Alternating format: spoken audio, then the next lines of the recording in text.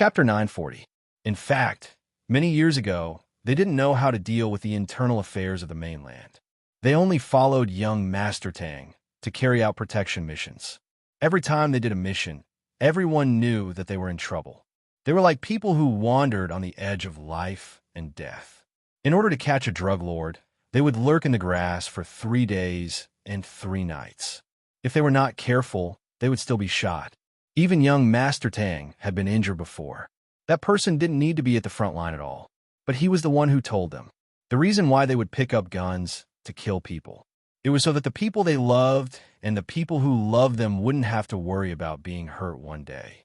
All the dirty things in the world would be solved by them, and those people only needed to live a carefree life. But the current situation had already touched the bottom line of the Tang sect. Therefore, he didn't care about what the chain behind this was. When young Master Tang received Hellion Vivian's call, he only said one word: catch. Hellion Wei Wei was also not long-winded. With the momentum of a sudden clap of thunder, she led everyone directly to the location of a certain person. In fact, a certain person who still didn't know what had happened was still trying to bribe some people to help him suppress the matter. But at this moment, someone on the internet exposed a big piece of news. It was the smiling face of a missing female university student left behind in the world. Why did this person go missing? Monkey's technology wasn't good enough. Hellion Vivian had originally planned to fight head-on. However, young Master Tang was still the same as before.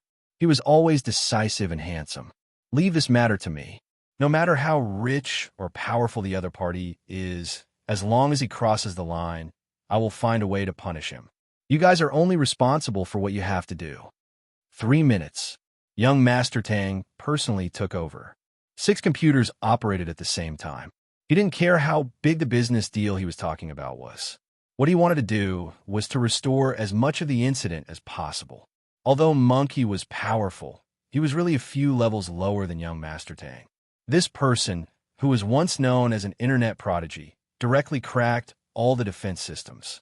He used the computer's memory hard disk to search and found the last image of the female university student. It was that she was jointly pushing her with a tour guide and a certain CEO Wong. This video was enough for Hellion Vivian to fight a beautiful battle. A certain person had just discussed the process and asked his subordinates to do it. Who would have thought that the answer he received was, "Not a single marketing account will clear his name"? How could this be? Isn't it possible to control marketing accounts with money? All the marketing accounts. Control my ass. It was true that they loved money, but they still had a conscience. If he didn't explain clearly what was going on with the video, don't even think about overturning this. A certain person realized that something was wrong, but his sense of superiority didn't make him feel that it was too serious. After all, this kind of thing was also reported when people went missing. There would always be a day when it was left unsettled. People wouldn't always pay attention to this matter, but he was afraid that it would really affect his future. A certain person's mood had never been as bad as it was now. He called the other 2 people over to discuss how to deal with such an emergency. If it really didn't work out, they would spend a lot of money. Just as they sat down and were about to discuss matters, the door of the conference room was kicked open. Hellion Wei Wei slowly paced forward. Following behind her were 7 rough men in neat rows, as well as a certain His Highness who looked like a noble, as well as 2 little ones. A certain person frowned and shouted in a low voice, "Who allowed you to come in?" Hellion Vivian usually didn't talk nonsense with people. She moved and pressed that person on the table with one hand. "Lower your voice. I don't like noise. Do you know who I am? How dare you hit me?" A certain person turned his head to the side angrily and looked at Inspector Jiang. "Major Jiang, I've always respected you, but this doesn't mean that you have the right to do anything to me. My rank is higher than yours. You'd better ask your subordinates to let go. Otherwise, if there's a conflict, it won't be easy to explain to anyone."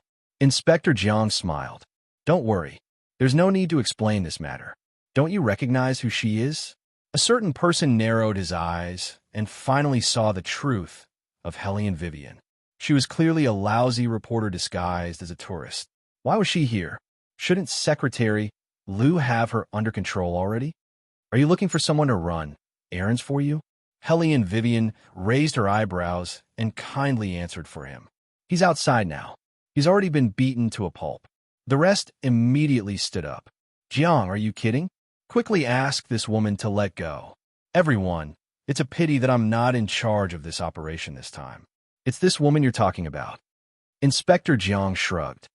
By the way, let me tell you, she's not a reporter. She's the boss of the Ghost Organization. Oh, you might not know about the Ghost Organization, but you must have heard of the other one. She's one of the 12 shadows of the Tang sect. You should be clear now. Whether she lets go or not is really not up to me. Hearing the words Tang sect, the person who wanted to use his identity to suppress her was completely stunned. He quickly explained, there's a misunderstanding. There must be a misunderstanding. Misunderstanding? Helene Vivian lowered her voice. Such a big thing happened, and you want to use the word misunderstanding to cover it up? Do you really think that no one will care about you? With that said, Helene Vivian dragged the person and pushed him to old. Take him away. This series of actions was too fast.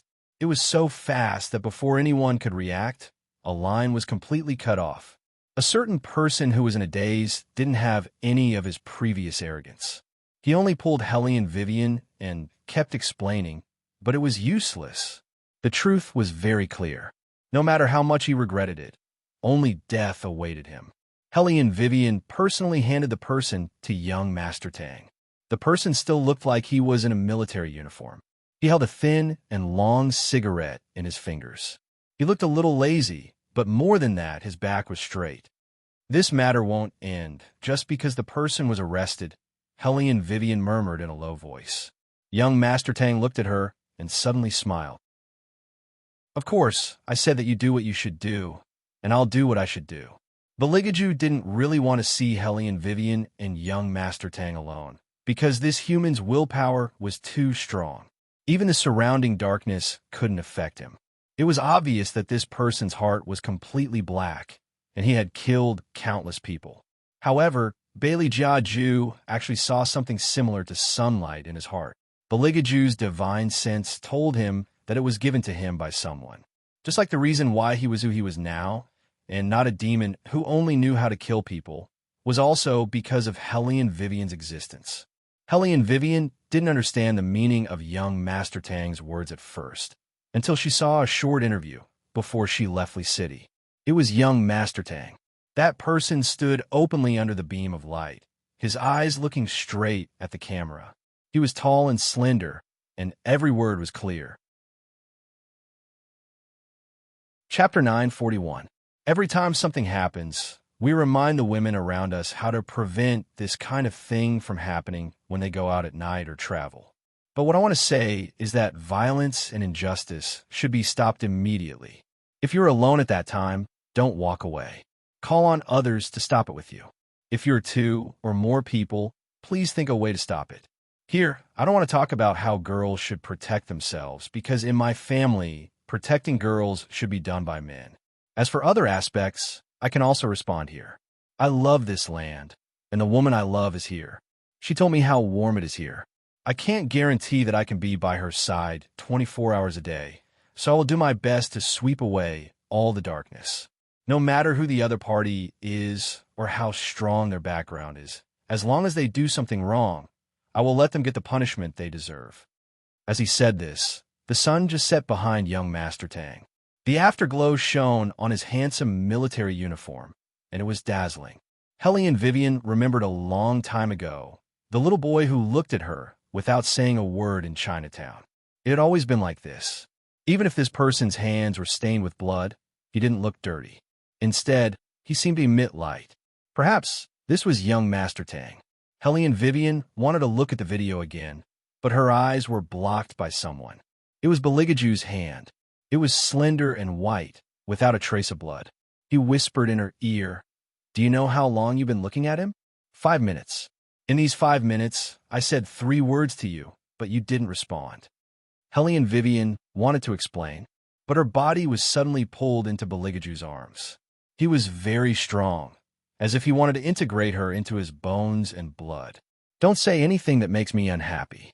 It will only make me want to lock you up. All the breath Hellion Vivian breathed in was a man's, but she still had to make it clear. I just think what young Master Tang said is very reasonable. I don't mean anything else. You absolutely can't talk about young Marshal Tang in front of His Highness. He'll get jealous, definitely. Do you think I will believe you? Beligaju looked at her and raised his eyebrows. Hellion Vivian looked serious. You have to believe me. How can the most basic trust between people not exist? Beligaju really cared. This person would never understand that he had always wanted everything from her. Even if it was just for a few minutes, he would never allow her to linger on anyone, let alone look at another man with such a worshipful expression. It's easy for me to believe you. Beligaju's eyes darkened, and he pulled her into his arms. When we go back, you take the initiative. Hellion Vivian, they were clearly talking about trust, so why did they talk about who took the initiative? Well, if it's not up to standard, I'll take the initiative. You should know what the consequences are if I take the initiative. Beligaju was still smiling, and he looked very, very gentle. Hellion Vivian still saw other emotions in his eyes, so she laughed as well. She reached out and pinched Beligaju's face. Hey, you're obviously jealous. Besides, young Master Tang has his little childhood sweetheart. Why are you even jealous of married man? Student Hellion Wei, what we're talking about now is the problem of you neglecting me. Bailey Jiaju's voice was very clear and noble as he said slowly, Do I need to be jealous of anyone? Hellion Vivian, then what are you doing now? Tell me. The two little ones looked at each other and tacitly chose the car driven by the official, temporarily distancing themselves from their imperial father. Their imperial mother didn't notice it just now, but they saw with their own eyes that when their imperial mother was watching the video, the flowers and trees around a certain someone withered in an instant. It was better to avoid such an imperial father. Beligaju didn't continue the discussion with Hellion Vivian and pulled her into the prepared sports car. If you think that His Highness is driving, you're wrong. The one driving was Hellion Vivian, and His Highness sat leisurely in the front passenger seat, as usual, directing Hellion Vivian how to take the route. They didn't fly away directly, but went to Lee City. The reason was because when they just got off the plane, Hellion Vivian sighed. It was a pity to come to Lee City and not go to Lee City. Beligaju canceled all his itineraries on the same day and booked a hotel. Although he wanted to go back early, lock up the certain someone who belonged to him, and have her without any scruples. However, whatever Hellion Vivian wanted to do, His Highness would always let her do it. Even though Beligaju didn't like the sun very much, the ultraviolet rays in Lee City were very strong, especially in the afternoon. His Highness still allowed Hellion Vivian to support him, and looked at the old streets of Lee City with shining eyes. She looked like a small animal. His Highness curved his thin lips, hugged her, and kissed Hellion Vivian's hair. That action was very light, so light that Hellion Vivian, who was only focused on eating, didn't notice it, but it was seen by the people around them. He must love his girlfriend very much. Wow, that look in his eyes just now, it was so affectionate that I was drunk. Hellion Vivian was indeed slower in some aspects, but she could clearly sense that His Highness didn't like the sun, so she wanted to go back to the hotel after shopping for a while. Beligaju raised his eyebrows. Don't you like it? Why are we going back? You're afraid of the sun. Hellion Vivian pulled him forward, and they walked to a cool place. As smart as she was, she quickly realized something. Although His Highness didn't stay in the sun much in the past, it wasn't to the point where he wasn't used to being under the sun. Now, he frowned as soon as the sun came out. Could it have something to do with him tearing apart time and space? In the end, it was all for her. Hellion Vivian paused for a moment and tightened her grip on the big hand in her hand. Beligaju obviously knew what was wrong with the person he was keeping in captivity, but His Highness liked it when she was worried about him. In this case, she should be able to do it for one more day. The man with the thin lips was like a blooming Dachira flower with a charming black-bellied heart. After returning to the hotel, the more Hellion Vivian thought about it, the more she felt that His Highness needed to be taken care of, so she did all the work of peeling oranges, and it wasn't an exaggeration to say that. In the past, Hellion Vivian was only ordered to carry the luggage, but now Hellion Vivian took the initiative to carry the luggage and even helped His Highness put the chopsticks on the bowl. Bailey Shanxia looked at the scene, lowered his voice, and said to his father, "Did you do something again to deliberately make Mother misunderstand?" Chapter 942. Beligaju wiped his thin lips with a smile. "I'm just acting like I'm hiding from the sun. What kind of misunderstanding is this? I don't like the sun to begin with." Bailey Shangxia chuckled. "Your body isn't that weak yet, right?" He knew that his father had suffered a severe backlash, but to his father, even if it was a backlash, he could still destroy the world. Why would he be unable to withstand a little bit of sunlight? He could endure it, but demons didn't feel pain. It was obvious that he was doing it on purpose, making it seem like he was in a very serious condition. How shameless. The little one's face became even more cool and soft. He held a small bowl and seriously fed little Chin-Chin. Anyway, no one in the world could stop his father from acting. He realized that ever since he found his mother, his father's level of shamelessness had increased by leaps and bounds. In the past, although his father was full of black water, he wasn't interested in anything. He was just a little more brutal. However, it was different when it came to his mother. He pretended to be weak 24 hours a day, and that was really enough. Beligaju never cared about how his little demon looked at him. He was a demon, and playing tricks and scheming were his interests. However, he knew that a certain little phoenix didn't like him killing people. Therefore, his physiological needs were completely solved by a certain someone. Since that was the case, of course, he had to think of a way to make a certain someone lie down willingly. He liked it when she took the initiative. Her face was always red, and that would only make him want to bully her more. Bailey Jiaju looked at the figure that was swaying back and forth in front of him. He stroked his thin lips and smiled. Lee City was a good place. The fragrance of flowers permeated everywhere, and the smell of food was quietly fermenting inside. The two little ones went to bed early. Bailey Shanxia helped little Chin-Chin wash her hair and blow-dry her hair. The two of them changed into little pajamas and sat on the ground to play Ghost Messenger. That's right, they were playing Ghost Messenger. Even the surrounding ghosts were so frightened that they began to tremble. The ghost messengers were put on wigs and lipstick. They were crying and just wanted to go back to hell as soon as possible. These two little devils were the bane of their existence. Hellion Vivian saw that Dabao and Airbao were having fun, so she decided to take His Highness out for a walk. He couldn't go out during the day, but it shouldn't be a problem for him to go out at night. Hellion Vivian ate until she was full at night. Basically, everything that His Highness didn't eat would be picked out and eliminated by Hellion Vivian. As they walked, Beligaju did not forget to stretch out a hand to rub the belly of the person in his arms. Hellion Vivian leaned into his arms with a smile and held his other hand. She looked at the snacks along the way with interest. However, Beligaju wouldn't buy it for her. He didn't want her to roll around in bed after eating. "This one looks good. It's spicy, and so is that one." Hellion Vivian had 3 hobbies in her life. First, money. Second, appearance. And third, food.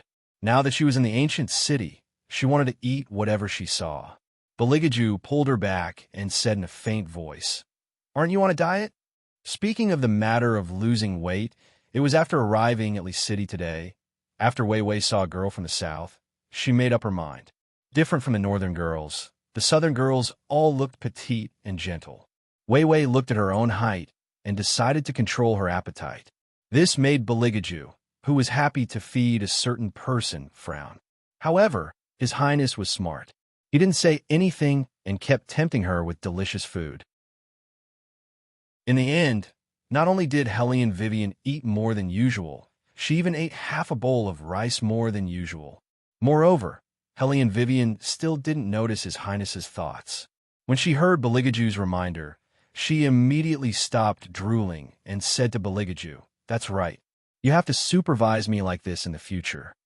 Bailey Jiaju's lips curved into a half-smile as he hugged the person in his arms and kissed her forehead. He thought to himself, "She's my pet, so of course I'm the one who should feed her. How can she casually eat these random things outside?" His Highness had always been a person with a strong desire to control. However, his desire to control was covered up by his black-bellied methods. Even if Hellion Vivian found out, she wouldn't say anything. Anyway, as long as His Highness was happy, he could raise her however he wanted. However, in reality, Hellion Vivian wasn't fat at all. Although she looked a bit taller than Southern girls, her figure was exquisite. She had long legs and a slim waist. Coupled with her striking softness, this only made her even more stunning when she wore the ethnic long dress. Hellion Weiwei's appearance had never been that of the girl-next-door type, let alone pure and innocent. Her beauty was like a spider lily blooming in the dark, like a raging fire in full swing. When outsiders saw her, they might think that she was a bad woman. As a result, many people said that it was impossible for the Emperor to truly like the Phoenix. It was because she didn't have the appearance of a good girl. When this woman was holding a scimitar, she made people feel that she was bloodless and heartless. When she was chanting, she didn't have a kind attitude at all. Instead, she was lazy, unlike other people who were very clean. That was why people in the Buddhist world said that even though she was noble and beautiful, she would never be treated with sincerity by men. They thought that it was the same for Emperor. But they never thought that Beligaju liked this kind of Hellion Vivian. His most beautiful Phoenix could always easily make him want to own her and make her belong only to him. However, before Beligaju did so, Hellion Vivian raised her head and her eyes were clear. "Let's sign a new contract." Beligaju was shocked and looked up at her. "You want to sell your soul to me?" When tearing space and time, the contract effect should be affected. Otherwise, why didn't you find me immediately? Hellion Weiwei analyzed as she said, "After a demon signs an exclusive contract, he will become invincible. Coincidentally, I can help you recover from the backlash that you suffered." So she didn't care at all about selling her soul to the demon? Beligaju reached out and hugged the person in front of him tightly. In the face of such a proposal, Beligaju would not refuse. A long time ago, he had thought countless times about pulling this person into the darkness and being with him forever. But every time, he was reluctant to do so. Now, he could finally have her completely. Of course, Beligaju wouldn't hesitate. It was just a contract, not a one-sided sale. But on the basis of this, the demon's submission to the contractor was added. It meant that in this relationship, the real master became Hellion Vivian. She had given her soul to him, but he had given everything to her. Chapter 943.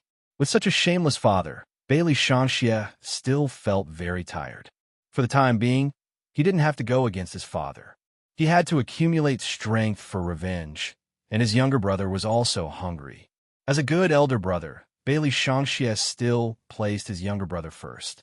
The two little ones walked in and looked at the half-asleep Hellion Vivian for a while. Then, they were instructed by their father to pack their small suitcases. Logically speaking, shouldn't this kind of thing be done by adults? The two little ones questioned their father. No wonder Imperial Mother has always said that there's a problem with your education method. Beligaju sat on the bench with his legs slightly crossed. He glanced at the two little mushrooms indifferently and said in a very slow tone, "Father is training your ability to do things by yourself. What's wrong with that? Then why did you let us pack your clothes?"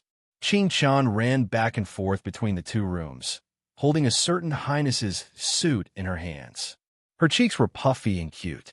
Beligaju said very slowly, "This is to let you know what it means to respect the old and love the young." The two onlooking ghost messengers, the daily life of the big devil and the little devil. They felt that the big devil had already reached a certain level of shamelessness. After the two little ones finished packing, Qin Shan wore a small sun hat. The hat was worn upside down, and the hair inside stood up. She looked handsome and cute. Bailey Shanxia's little face was covered with a pair of big sunglasses. He was dragging a small suitcase in his hand, and the few black diamond earrings on his ears made him look like a little vampire. He was very cool. Hellion Vivian finally didn't feel so tired. After waking up, she saw that her luggage had been packed. Even her clothes were put on by a certain highness. She only needed to wash her face and then leave. Probably because he was worried that she would be tired. This time, even the suitcase was pulled by a certain highness. He didn't forget to hold Qingqian in his left hand. Bailey Shangxie followed behind him, pulling his small suitcase coolly. The three of them even looked very cool when they walked. This time, they didn't take a private plane back, but the first-class cabin booked by Vivian. After all, flying back and forth in a private plane didn't have the mood to play. It was more interesting to wait for the plane with everyone and check in. It was indeed interesting because there were two little ones walking around in the airport. Others didn't know what they were doing because they couldn't see the rope in their hands. Only the undead spirits inside were so scared that they hid and didn't dare to show their faces.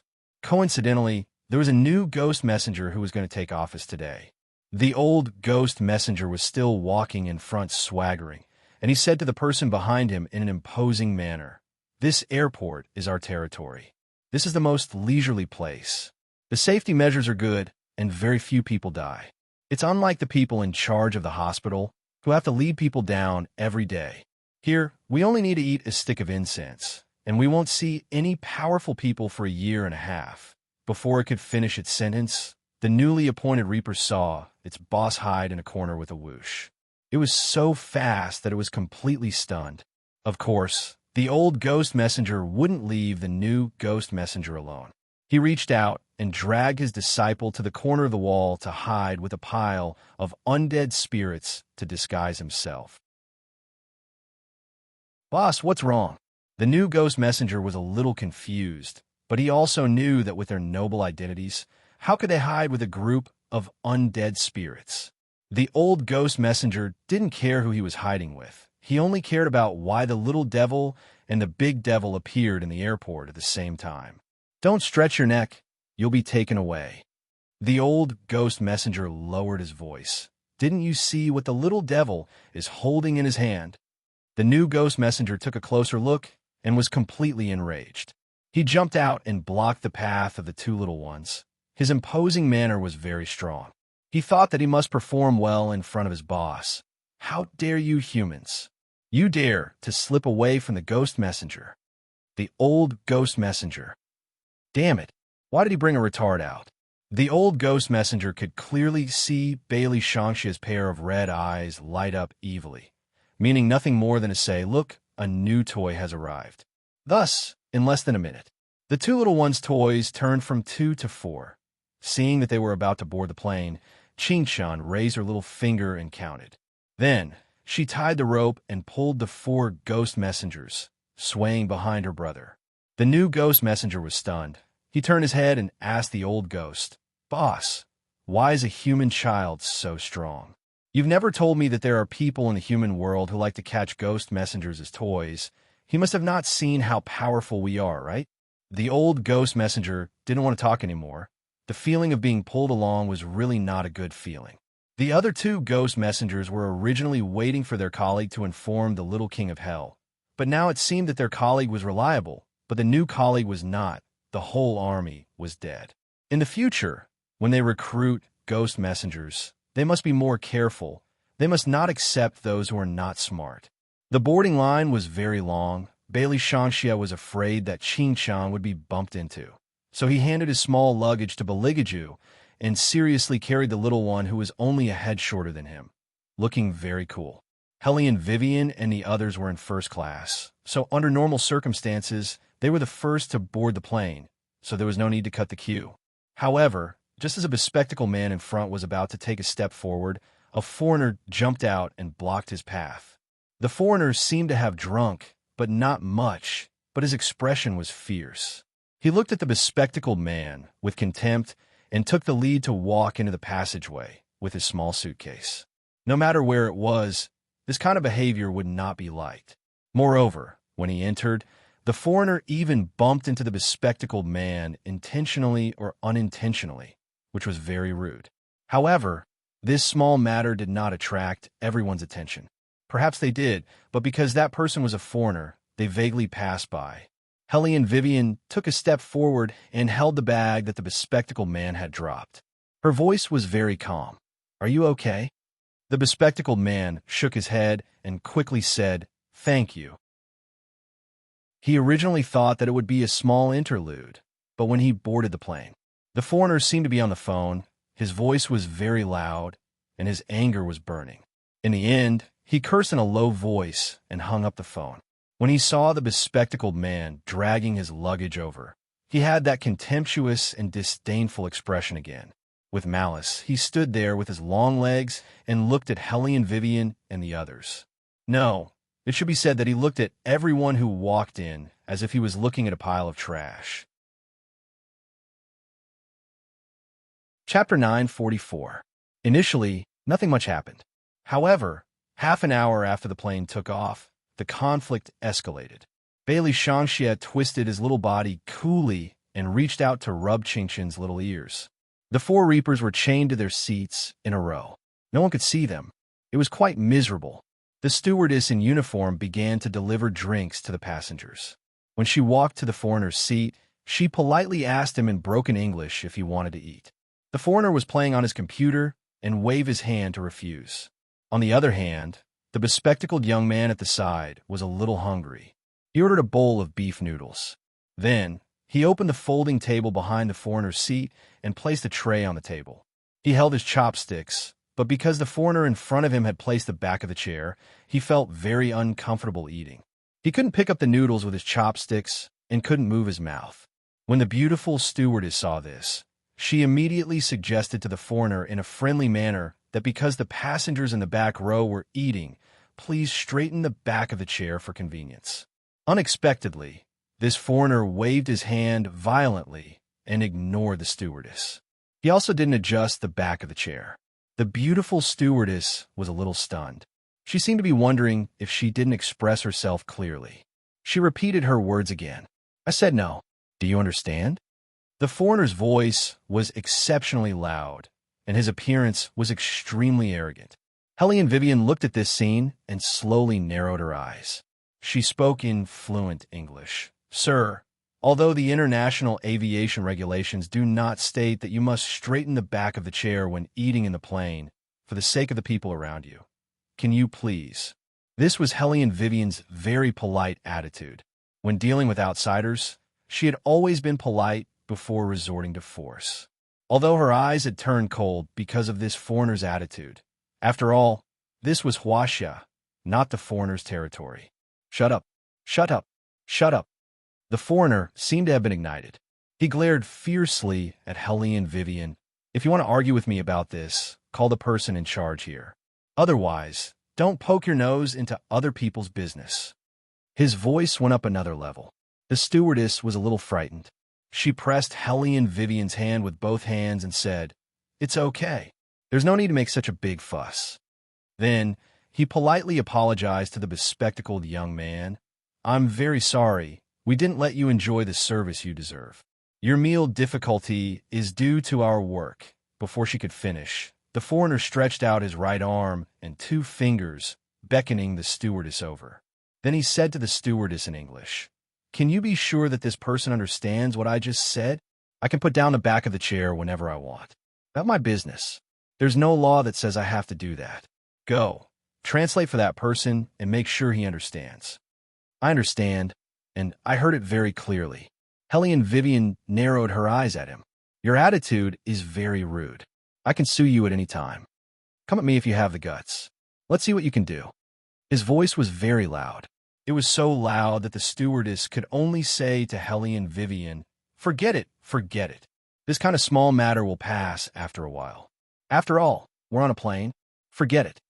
Helene Vivian could see that the stewardess was forcing a smile. She had said it many times. So many times that Helene Vivian could sense the grievance hidden in it. Helene Vivian had been on so many planes, domestic and overseas, and had carried out so many missions. The foreigners she met were warm and polite, but this one did not treat the Chinese as human beings.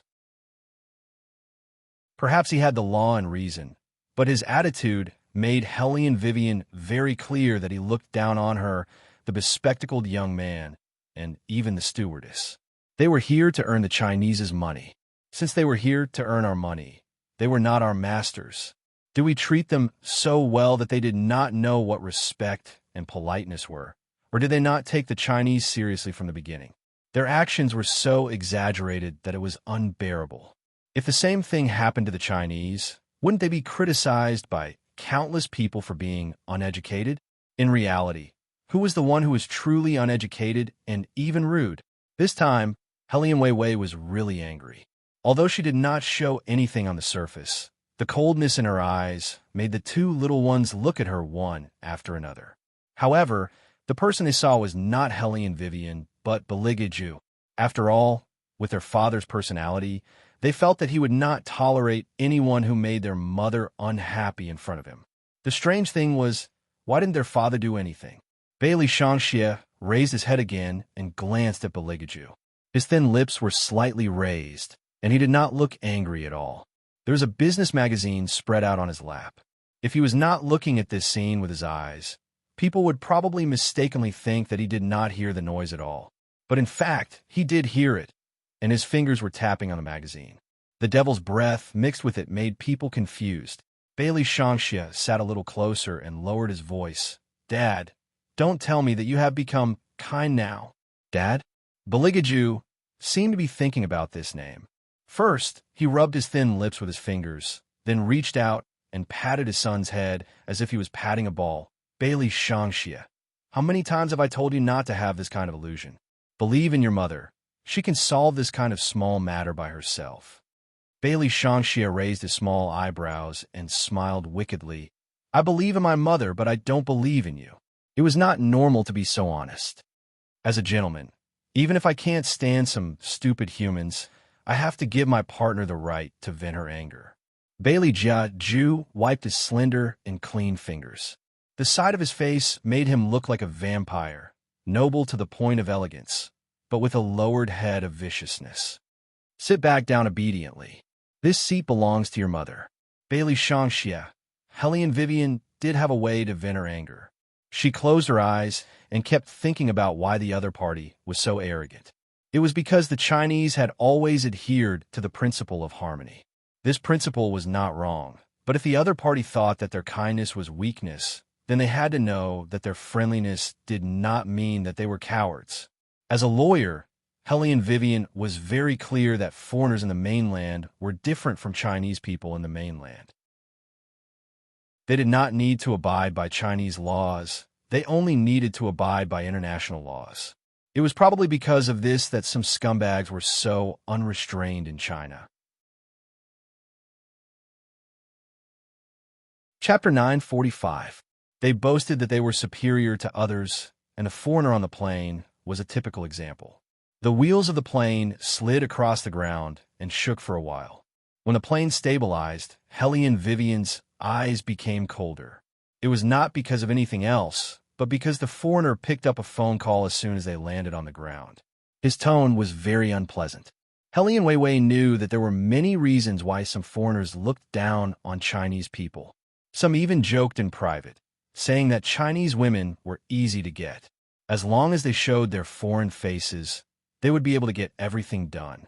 They did not even have to put in any effort, and those women would come to them to strike up a conversation. No matter what a foreigner looked like, even if he was bald and ugly, there were only Huaxiao women around him. Basically, they were all young and beautiful. This situation did exist, but it didn't mean that all Huaxiao women were the same. Some girls were kind, upright, independent, and worked hard in the business world with the most professional attitude. They relied on their own strength and hard work. Such girls could be seen in every corner of Huaxia. They might be cashiers in supermarkets, cute girls who were still in school, or department managers who were working overtime in professional clothes. They worked so hard and endured all kinds of pressure, not because they wanted to be looked down upon in their own country. Hellion Vivian listened to the foreigner's phone call. Her fingers moved, and she handed the suitcase to His Highness. The two little ones wanted to ask their mother if she needed help in the fight. They could help, but before they could do anything, they were pulled back by their father. His Highness's posture was as handsome as usual. He held the two little ones by their collars with one hand and the phone with the other. Although the corners of his mouth were still smiling, it made people feel that he was domineering. Helene Vivian walked very fast. When she passed by the foreigner, she even brought a gust of wind. When the foreigner saw her coming, his first reaction was to sneer and then look at her with disdain.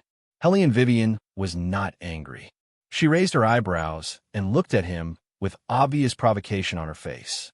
The foreigner had never been treated like this before. He gave Helene Vivian the middle finger, and his attitude was very arrogant. Helene Vivian narrowed her eyes and pulled his hand over. When the foreigner saw this situation, he thought that Helene Vivian was going to fight with him. He cursed under his breath and didn't withdraw his ferocious expression. Helene Vivian turned her face to the side, and an inconspicuous blush appeared on her face. At that moment, Bailey Chanchia felt the deadly murderous aura emanating from his father. He thought that this foreigner would definitely not survive today, although it was a trap set up by Empress Mother. As long as they touched Empress Mother, no matter what the reason was, there would be no good in the end. Such a commotion naturally attracted the attention of the airport security personnel. The foreigner was still waving his arms. Every move he made was filled with ferocity. However, he knew that he had made a mistake. However, in his opinion, it was impossible for these Huaxia people to discover his mistake. Therefore, he planned to leave in disdain. However, what he didn't expect was that Helene Vivian flashed in front of the foreigner. She touched her face with her fingers and smiled wickedly. "You want to leave after hitting someone? Didn't you say that you know international law very well? That's good. I also know the rules of international law very well."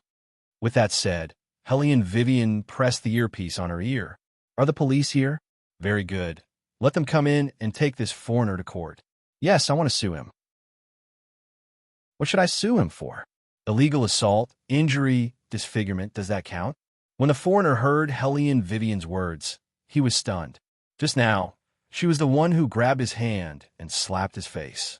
Also, this was called disfigurement. It was just a little red, right? How was this disfigurement? Unfortunately, the person he met was Helene Weiwei. Helene Weiwei's eloquence had the ability to make the police take him away. She said that not only was her face hurt, but she was also scared. She would be afraid to go out on the street in the future. Moreover, this was not an ordinary attack. This foreigner was violent and had to be controlled.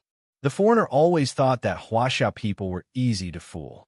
Under normal circumstances, as long as they saw his appearance, they would unconsciously show their inferiority. However, this woman could reverse black and white to such an extent. He desperately wanted to explain in English. However, Helene Vivian directly interrupted him in Chinese. "Are you going to deny the fact that you just hit someone? The surrounding people are all watching." "Enough. I admit that I did hit someone, but that was you. Since you admit it, there's nothing to say." Helene Vivian turned to the police and said, "You can take him away." The foreigner was held on both sides. He was so angry that his face was distorted. He thought that was the end. However, to his surprise, the woman looked at him with a smile and said a long sentence in English in a low voice. It was difficult for others to understand because there were too many professional words in it. However, as a foreigner, the foreigner understood it very clearly. She said, "You think you can do whatever you want in Huaxia without obeying the laws of Huaxia? Since you think so, I'll send you to the International Court Justice. It's not my time that you waste. People like you should be most afraid of wasting time, right?" This was the style of every foreigner. He was a senior executive in Huaxia. There were too many things for him to deal with in the company. He had encountered problems in his work these days. If he was involved in legal issues, the company might let him leave because of his low efficiency. Even if he had to pay a lot of money, the foreigner didn't want to be sent back to China because of such a small matter. At this moment, he also understood that he had kicked an iron plate, but it was too late for regrets. When he was dragged away, the woman standing in front of him smiled so obviously. She even deliberately touched her cheek with her finger, as if she was returning the favor. In fact, the foreigner didn't know that this was just the beginning. Bailey Chanchia clearly heard his father's voice on the phone. It was neither high nor low, but made people feel cold in their bones. "You found it? Then let him know what it means to be slapped in the face. First, stop the cooperation with his company. Tell him the reason for stopping the cooperation is because of the manager of his department. Chapter 946. Why? Because he did something very stupid when he was on the plane. The coldness in Beligaju's eyes was incomparably deep. He watched Hellion Vivian slowly walk over, said one last sentence, and hung up the phone. But it wasn't over yet. His Highness glanced behind him, and immediately, a dark shadow swept in the direction where the foreigner was taken away. Bailey Shangxie crossed his arms in front of his chest. Dad, didn't you say that you wanted Mother to vent her anger on her own? Now that she's done, it's my turn to do it. Do you have a problem with that? Bailey Jiaju slowly glanced at his son, who was a troublemaker. Bailey Shangxie said angrily, Then why don't you let me vent my anger on my brother? You can take the ghost messenger to vent your anger on that foreigner tonight, but don't let your mother find out. Beligaju lowered his voice. She doesn't like to use ghosts to deal with humans. When the two little ones heard this idea, the corners of their mouths immediately curled up. Using ghosts to deal with humans, their father was really too evil. One had to know that killing people wasn't scary, but making people live in fear every day was the scariest. When the time comes, we must scare him until he goes to see a psychiatrist. Little Qin Shun sounded like a little gentleman when he spoke, but in fact, he took after his Highness in every way. If Hellion Vivian heard such an unscrupulous plan of the three of them, she would definitely doubt whether there was something wrong with her education system. His Highness was very happy. With 2 free labors, he didn't have to go out and do things himself at night. One had to know that sometimes Vivian was so smart that he would more or less restrain himself. After all, he didn't like to hug his favorite phoenix with the smell of blood. But even so, when he saw the inconspicuous red mark on Hellion Vivian's face, the bloodthirsty feeling in the depths of Beligaju's heart continued to surge out. Therefore, after wrapping his arm around Hellion Vivian's waist, His Highness made a new decision to settle the score personally. Hellion Vivian looked at the man's eyes and knew that he was unhappy because of her injury. She felt a chill all over her body, and even after getting into the car driven by the driver, she didn't retreat. Thus, as a domineering president, Hellion Vivian was very obedient. Originally, she had planned to give His Highness a kiss after they got on the car, to appease the anger hidden under Bailey Jiaju's elegance. After all, when the other half was in a difficult situation, it was basically, don't talk, kiss me pattern.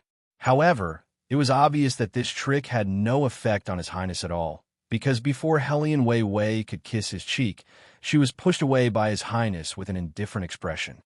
Sit properly. How could Hellion Vivian tolerate His Highness rejecting her? She sat down, but she still stole a kiss before sitting down. She was in a very good mood, and even the corners of her mouth curled up. His Highness looked at her and reached out to turn her face to him. Then, Hellion Vivian felt a chill with the scent of sandalwood. It was blood.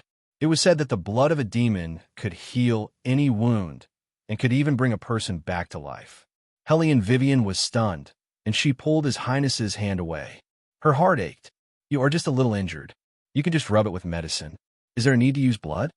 Beligaju looked at her with a deep gaze and said in a low voice, There's a need. After saying that, His Highness picked her up and put her in his arms. Because he was driving a luxury limousine, there was a lot of space in the car. Even if he did these things, it wouldn't affect the man's elegance. He held Hellion Vivian's hand as if he was playing with it, but also as if he was warning her, You're mine. Other than me, no one could touch you. Hellion Vivian knew His Highness well. Even if it was a wound, he had to be the one to give it to her. However, when she saw the bleeding wrist, Hellion Vivian's heart ached. She held that hand and held it all the way. Beligaju liked the way she was worried about him. Although it could be cured with a spell, if it made her nervous, he didn't mind acting like a human and pretending to be in pain. The two little ones watched from the side from the beginning to the end. Qing Chun felt that it was hopeless to save her father. His father was too good at pretending, and he knew how to use both the trick of injuring himself to gain sympathy and the beauty trap. No wonder his mother called herself a domineering CEO. Sigh. He had to be prepared to watch his father act at all times in the future. Bailey Shangxie didn't care about his father from the beginning to the end. Without a doubt, his father did this because he didn't want his mother to be injured again in the future. That was why he used blood to heal her. He could use magic even if he didn't use medicine. He used blood to make his mother keep an eye on him at all times so that she couldn't be distracted. Sure enough, when they arrived at the car dealership, his father looked like he had lost a lot of blood. His face was very pale, but it didn't affect his handsomeness at all. Helene Vivian let him lie on her bed. She first treated the wound on his wrist, and then went downstairs to make him red date soup. The two little ones were left behind by Helene Vivian to take care of their father, but they knew very well that their father didn't need them to take care of him at all. As soon as Helene Vivian left, Beligaju stood up and dialed the number in his hand. He didn't look weak at all. Instead, layers of black fog surged out from behind him. "You're here to apologize? Very good. Then ask him which hand he used to hit her. Which hand did you cut off the tendons of his hand?" The foreigner on the other end of the phone was still arrogant at first. After all, the police in Huaxia couldn't do anything to him. He had a green card in his hand. In fact, this was indeed the case. If it wasn't a criminal case, foreigners would rarely be detained in Huaxia. Therefore, in less than 10 minutes, the foreigner was bailed out by his lawyer. He tugged at his suit, looked at the police with disdain, and walked out of the police station. What he didn't expect was that the whole situation changed the moment he walked out of the police station. First, the company asked him to go back to the headquarters immediately. Then he was scolded from the beginning to the end. His boss even grabbed his collar and asked him to apologize personally. "Where's your upbringing? Do you know that what you said on the plane was no different from what a bastard said?" At that time, the foreigner realized the seriousness of the whole matter. He was worried that he would lose his job, so he went to the place that his boss said with a gloomy face. It was a villa in the wealthy district. The whole villa was covered by roses, and it looked like an ancient castle. He originally thought that the other party would forgive him after he apologized. After all, they were business partners. Who didn't put benefits first? However, it was obvious that the foreigner had gotten the situation wrong again, because His Highness was never short of money. Chapter 9:47. Ever since the foreigner stepped into the villa, he had experienced a nightmare that he had never experienced before. His left hand was in so much pain that it had lost all feeling. No matter how much he begged for mercy, it was as if he was the only person in the villa. The sound of footsteps getting closer and closer. He was so scared that he fainted. When he opened his eyes again, it was still the same cabin, but the people in the cabin had changed. Everyone's eyes were blood red as they stared at him. It was as if he would be consigned to eternal damnation if he said one wrong word. After doing all this, Beligaju hung up the phone. The smile on his face made the two little ones shake their heads in tacit understanding. Beligaju looked at the two little light bulbs and lifted the blanket as if there was no one else around. He lay back in his original position and continued to pretend that he had lost too much blood. Bailey Shangxie couldn't stand it anymore. "Dad, don't you think it's very shameless of you to keep pretending like this?" "I don't think so." Beligaju slowly unbuttoned his shirt, looking abstinent and noble. "Also, you can take Qingshan out to play. Lock the door while you're at it. You should know very well how much I dislike people disturbing me and your mother." Bailey Shangxie was speechless, but he still had to take good care of his younger brother. One of the two little ones walked in front of the stairs while holding the other's hand. Just like that, they went downstairs with their small waist bent. Then, they brought 4 reapers and a demonic dog to the amusement park. After Helene Vivian finished boiling the red date soup, she realized that there was no one upstairs. The small bowl that she took out didn't come in handy either. The two little ones must have gone out to play. On the other hand, the man leaning against the headboard was even more eye-catching than usual.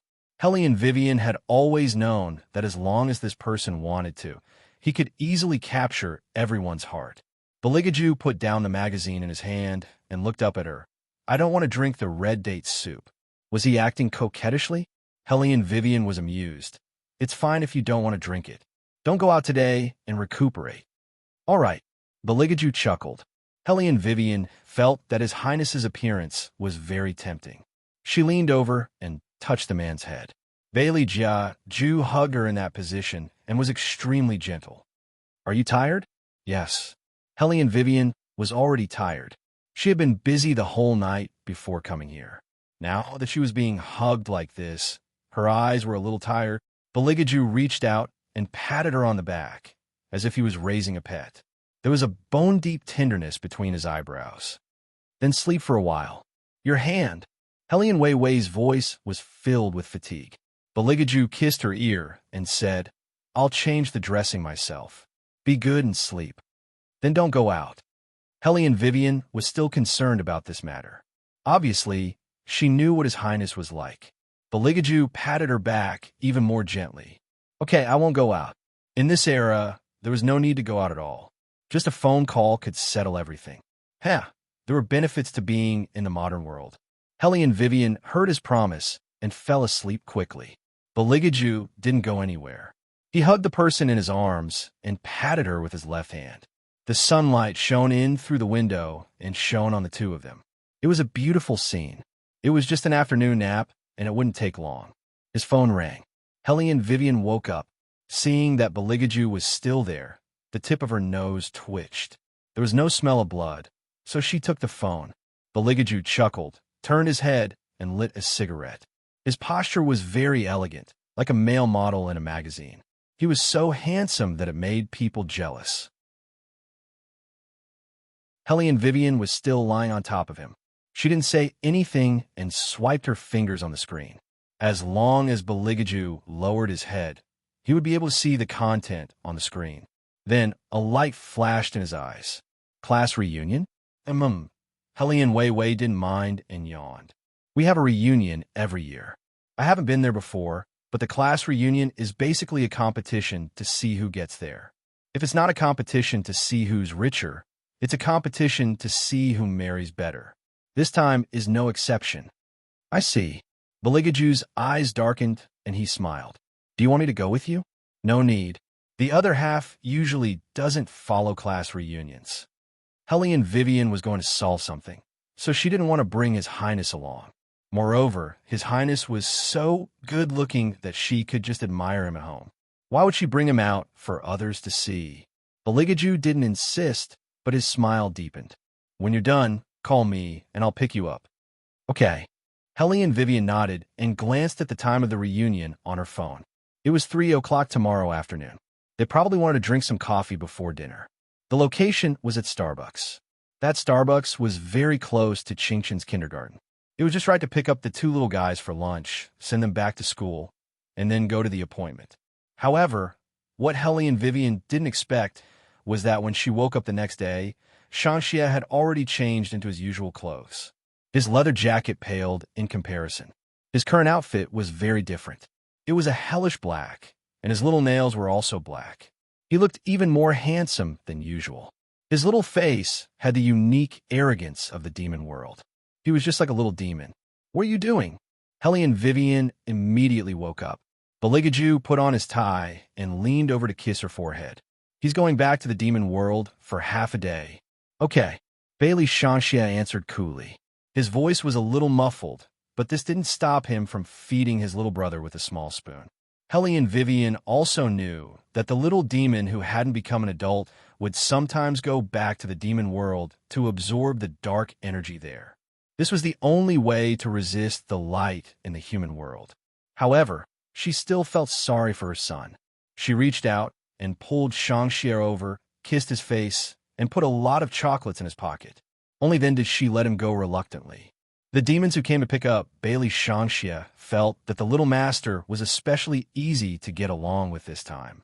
Previously, when the little master returned to the demon world, he wouldn't obediently return to the demon world unless he destroyed everything around him. However, today was different. Today, the little master would touch his little pocket with every step he took. He didn't even care about those demons who were bound to be beaten up by him in the past. He only glanced to the side coldly. Although he was small, he already had the oppressive aura of the master of the demon world. Behind him were countless demons. Each of them heaved a sigh of relief. They thought that the little master was finally not using them as punching bags anymore. However, something even more troublesome happened.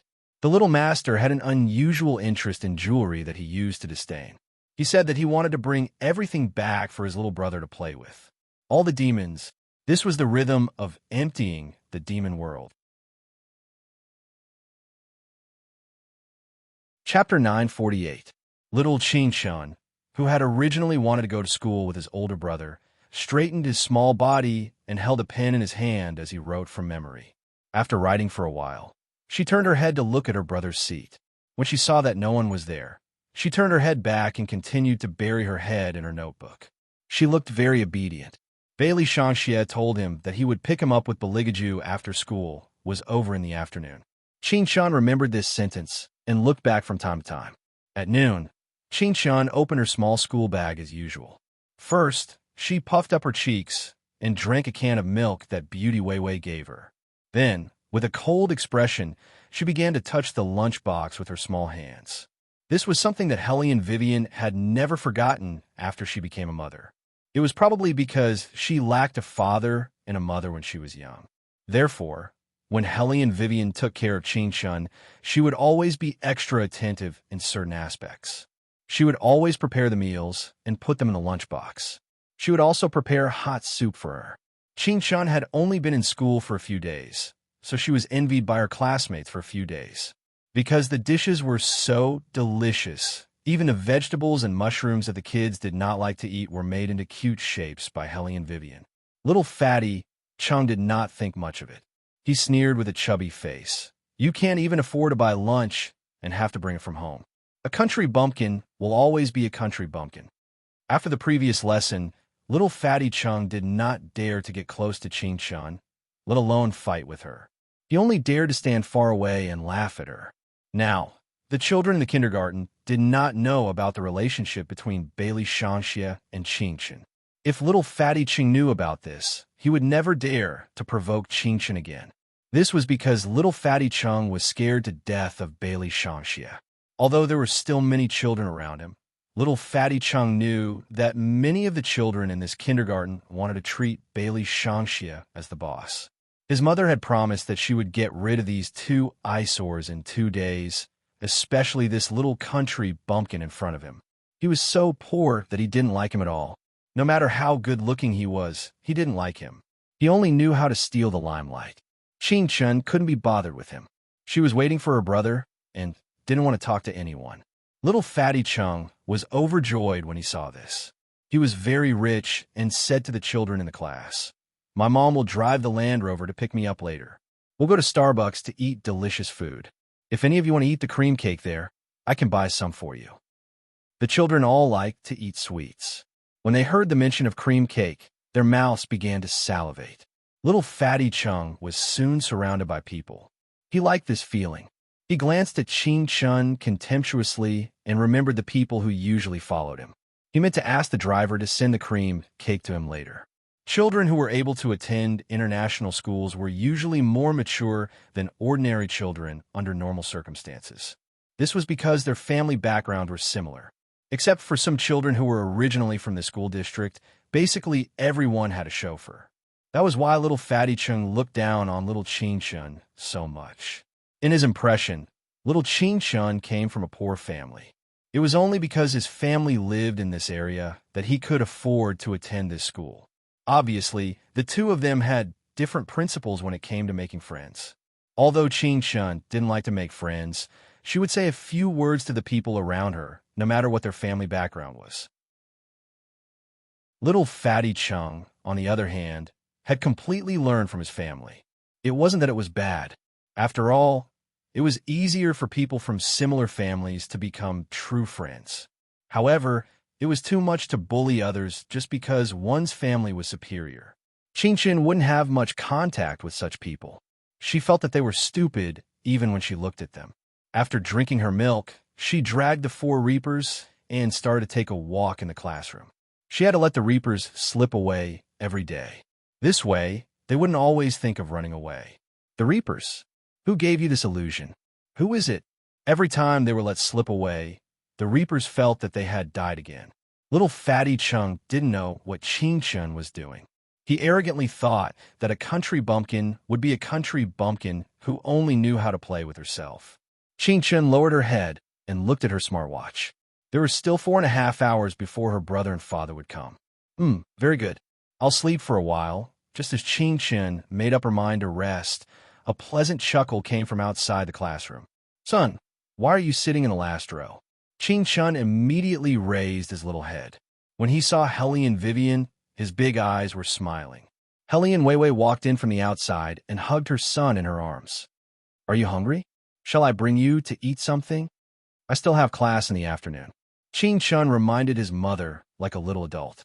Hellion Vivian was straightforward. Skip it. At that time, Qingchen's life teacher was standing behind Hellion Vivian. Her face darkened. How could she educate her child like this? Qingchen was the one who dealt with the aftermath. He blinked his big eyes and said that today was his father's birthday. His mother came to look for him because she wanted to give his father a surprise. Every time the life teacher saw Qingchen's fair little face, her heart softened. Not to mention, Qingchen deliberately lowered his voice. That look of his made people want to hug him in their arms and buy candy for him. As a result, the mother and son successfully obtained an afternoon off. Their outstanding appearance attracted a lot of children's attention. It was especially so for those who knew little Qingchen. One by one, they came over and asked, Qingchen, is this your mother? She's so beautiful. Little Qingchen liked it when people praised Beauty Weiwei. He nodded his little head and smiled at those little radish heads, which was a rare sight. Hellion Vivian was very gentle. She did not forget to turn around and say goodbye to the little radishes. Immediately, the children in the class began to envy Hellion Qingchen. Little Fatty Chung was very disdainful. What's there to envy about a car mechanic? My mother is prettier. Also, my mother's education level is high. She's in the court now. She's many times better than her. But I think that Qingchen's mother is prettier. The little princess in the class said in a low voice. Her face was slightly red. Also, she's very tall and has long legs. She's prettier than the celebrities on TV. Children at this age were innocent and bright. Their reactions were also the most direct. Little Fatty Chung was very indignant when he heard that. When he saw Mrs. Chung, who was also Li Meng, his little face was full of resentment. Mom, when did you get rid of that little bumpkin? I feel annoyed whenever I see him. Chapter 949. Didn't I tell you last time? That's my old classmate's son. Once I'm done with this, I'll definitely make you happy. Li Meng coaxed her son as she drove. The class reunion had not started yet. Once it was over, she would ask Hellion Weiwei and her little country bumpkin to get lost. A lousy car mechanic always loitering in front of her son. Anyway, it was bad luck. Little Fatty Chung was still unhappy. That woman came to class today. Everyone said that she's prettier than you. Swoosh. The tires of the car slashed across the ground. The sound was loud and ear-piercing. Li Meng turned around and looked at little Fatty Chung. She's prettier than me? How could she compare to me with that look? Little Fatty Chung was obviously frightened by his mother's ferocious look. However, he was still angry. I didn't say that. It's those people in class. Li Meng's eyes darkened. Then she smiled and said, the people in your class are too young. They don't know anything. I'm going to the class reunion later. Don't go to class this afternoon. Come with me and watch how I embarrass that woman. What Li Meng couldn't stand the most was others saying that Hellion Vivian was better than her. It was fine that she was suppressed by that woman in school. But now who was she? How dare she compare herself to her? Little Fatty Chung had basically been taught by his mother to be a vain child. When he heard that his mother was going to teach the other party a lesson, he was overjoyed. When he went back home, he told his classmates that his mother was the prettiest. Li Meng didn't drive immediately. Instead, she took out her phone. After thinking for a while, she called Du Cece, who was very close to her. Are you ready? If you're ready, I'll come and pick you up. Someone asked in the group just now. Hellion Vivian is near Starbucks. Du Cece laughed. You don't have to come and pick me up. I still have something to do here. I'll go over once I'm done. I haven't seen that woman for so many years. I have to let her know that she's no longer the arrogant law student she used to be. She's just a broken car mechanic. How can she have such a big face? Yes, yes, yes. How can she be compared to our lawyer, Cece? Li Meng chuckled, and her eyes darkened. All right, I'll wait for your call. If you don't come, there will be less fun. Du Cece understood tacitly. I understand, Madam Chung. Before I go, you should show the jewelry on your body. That will make that woman behave for a while. If she doesn't want to give face to us, we'll expose her when the whole class is there. That will be interesting. That's what I meant too. Li Meng said a few more words before hanging up the phone. Her mood had improved, and her face was full of disdain. Helene Vivian, huh? So what if she was beautiful? Not to mention that she was a mechanic. Just the fact that she had to raise a child alone was enough to embarrass her. Du Cece actually had the same idea as Li Meng. She wanted to go there as soon as possible so that she could trample on Helene Vivian. However, his uncle was bringing him to meet someone very important today. She understood what her uncle meant. Her uncle wanted them to get to know each other and develop a relationship. Everyone in the business circle knew about that person. Not only did he come from a noble background, but he was also very mysterious. All the entertainment projects in the capital were under his control. Even her uncle's eyes lit up when he mentioned him. Not to mention the socialites beside her. Those who had met that person were infatuated. When they heard that she was coming to Ju Wei today, their faces were full of envy. Her uncle arranged for her to stay in the living room, which was on the first floor of the building. It had been 3 hours since the morning.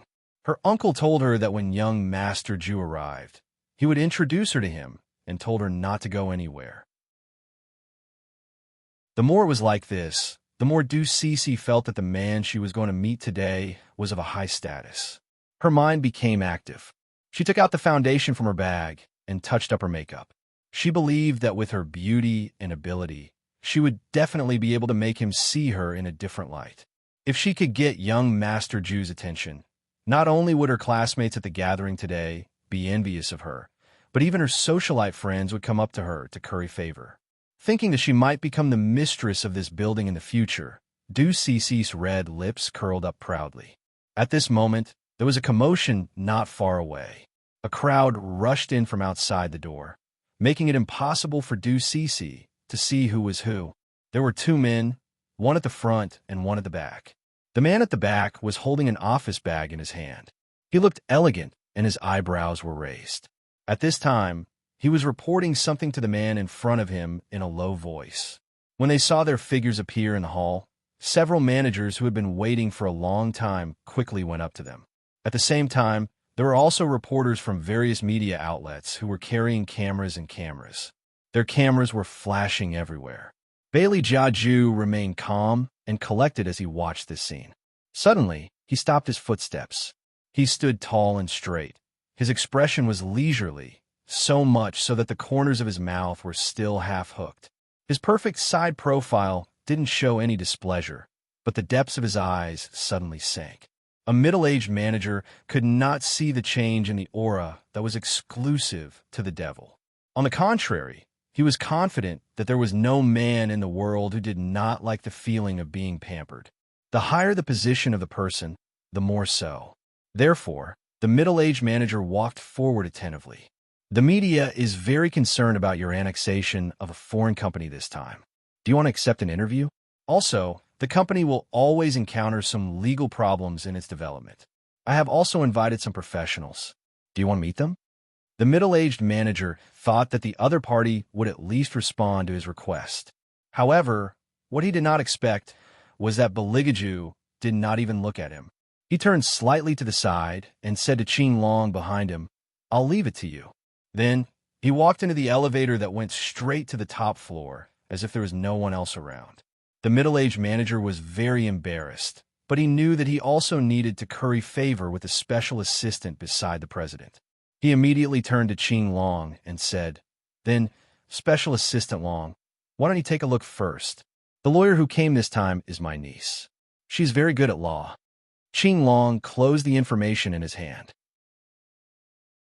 Compared to Fire Qilin, he gave off a relatively gentler feeling, but he could definitely understand his master's thoughts better. He glanced at the middle-aged manager and then looked across the crowd at the niece that the middle-aged manager mentioned. He lowered his eyes, as if he was thinking about something. Seeing this, the middle-aged manager gave a look behind him and asked people to separate the media first. Then he said to Qing Long, "Special Assistant Long, I heard that the president is still single." Chapter 950. Hearing this, Qing Long stopped in his tracks and raised his eyebrows. Who said that? This is something that everyone knows. There's never been a woman by the CEO's side, right? The middle-aged executive looked at Qing Long with a "don't hide it from me" expression and said seriously, "Actually, apart from business today, I also want to matchmake for the CEO. My niece is not bad. She comes from a good family, is well-educated, and knows how to take care of people. I just don't know what the CEO thinks." Qing Long heard this and suddenly laughed. "You don't need to know what the CEO thinks. Hand over all your work to me later, then you can leave." "What?" The middle-aged executive's eyes widened. "Executive Assistant Long, do you know what you're saying? You want to fire me? Only the CEO has the right to make such a decision. This is the CEO's decision. What he said just now was to deal with you, not the media outside the door. It's just that he didn't give me a clear order on how to deal with you. Unfortunately, Manager Du, you shouldn't have thought of meddling in the CEO's private affairs.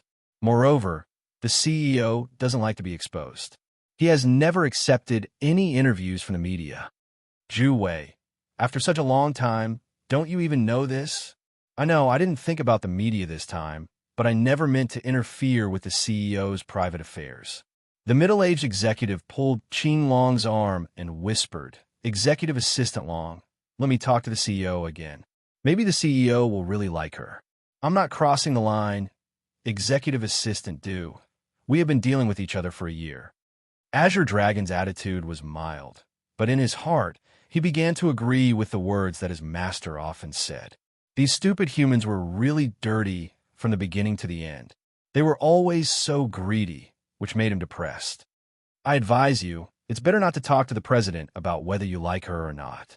If his boss got impatient and killed him, he would have to think of a way to settle the public's opinion. After all, it was too unbelievable that the higher-ups of Zhu Wei jumped off a building for no reason."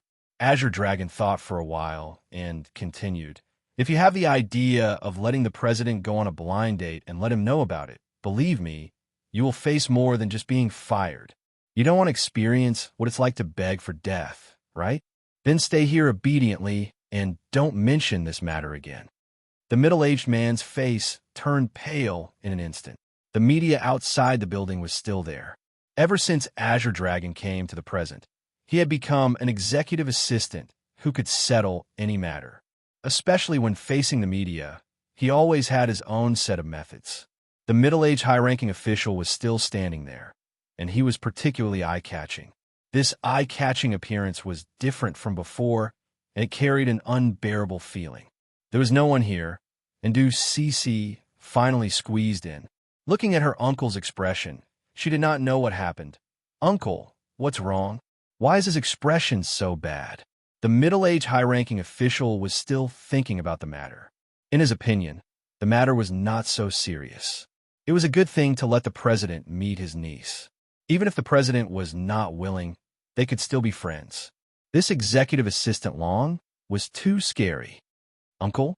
When Du Cece saw that the middle-aged high-ranking official did not speak, she could not help but feel puzzled. The middle-aged high-ranking official waved his hand. "It's nothing. It's just that some people have been with the president for a long time, and they really think that they can make decisions for the president. I'm fine. But Cece, did you see the president just now? There were too many people, so I didn't see clearly. But from the back, he was quite tall." Du Cece felt a little sweet in her heart. Although it was only a vague figure, based on Du Cece's observation over the years, that man was definitely a dragon among men. That kind of graceful and noble temperament was difficult to develop without the influence of several generations. The middle-aged high-ranking official laughed, and the gloominess just now was swept away. "The president is not only tall, but you haven't seen his appearance. If you see him, you will definitely thank me for bringing you to see him. But this time I'll forget about it. I still need to communicate with Executive Assistant Long about something.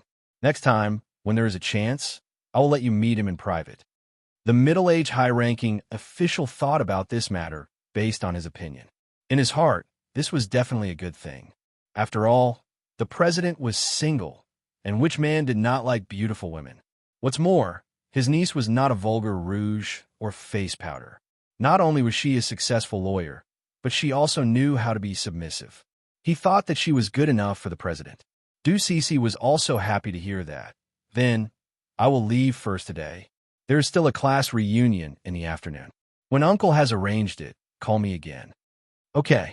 The middle-aged, high-ranking official looked at the watch on his wrist. You go first. There will be news as soon as tomorrow. Not only for his niece, but also for himself. He had to find a time to talk to the president. What right did Executive Assistant Long have to fire him?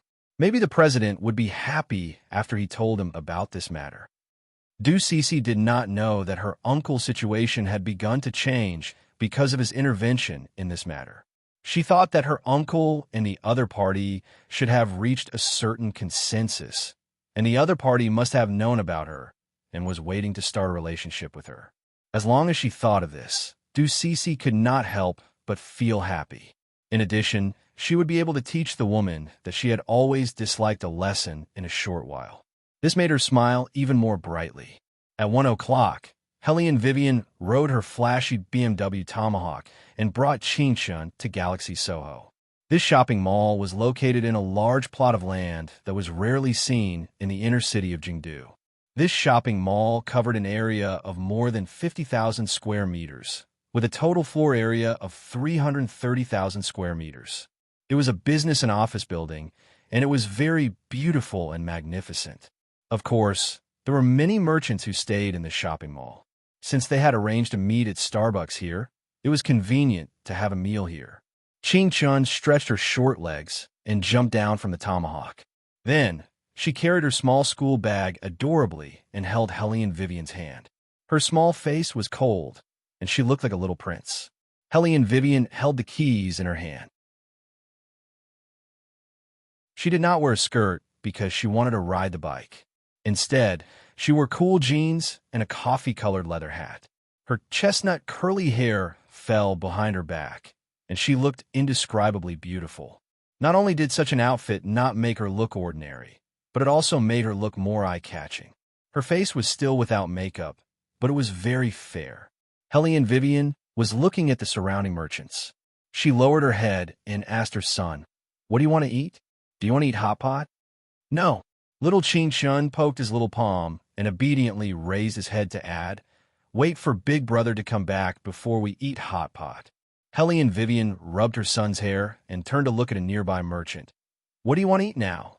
"Beauty Vivian."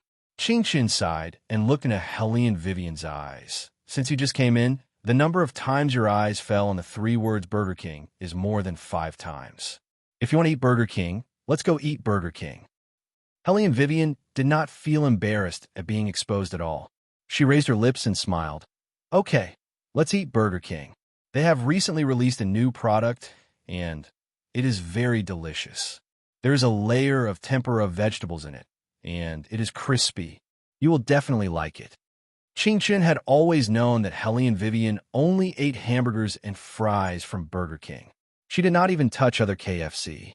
Undoubtedly, when Beligaju and Bailey Shanxia were not around, the responsibility of spoiling Helene Vivian fell on Chun's shoulders.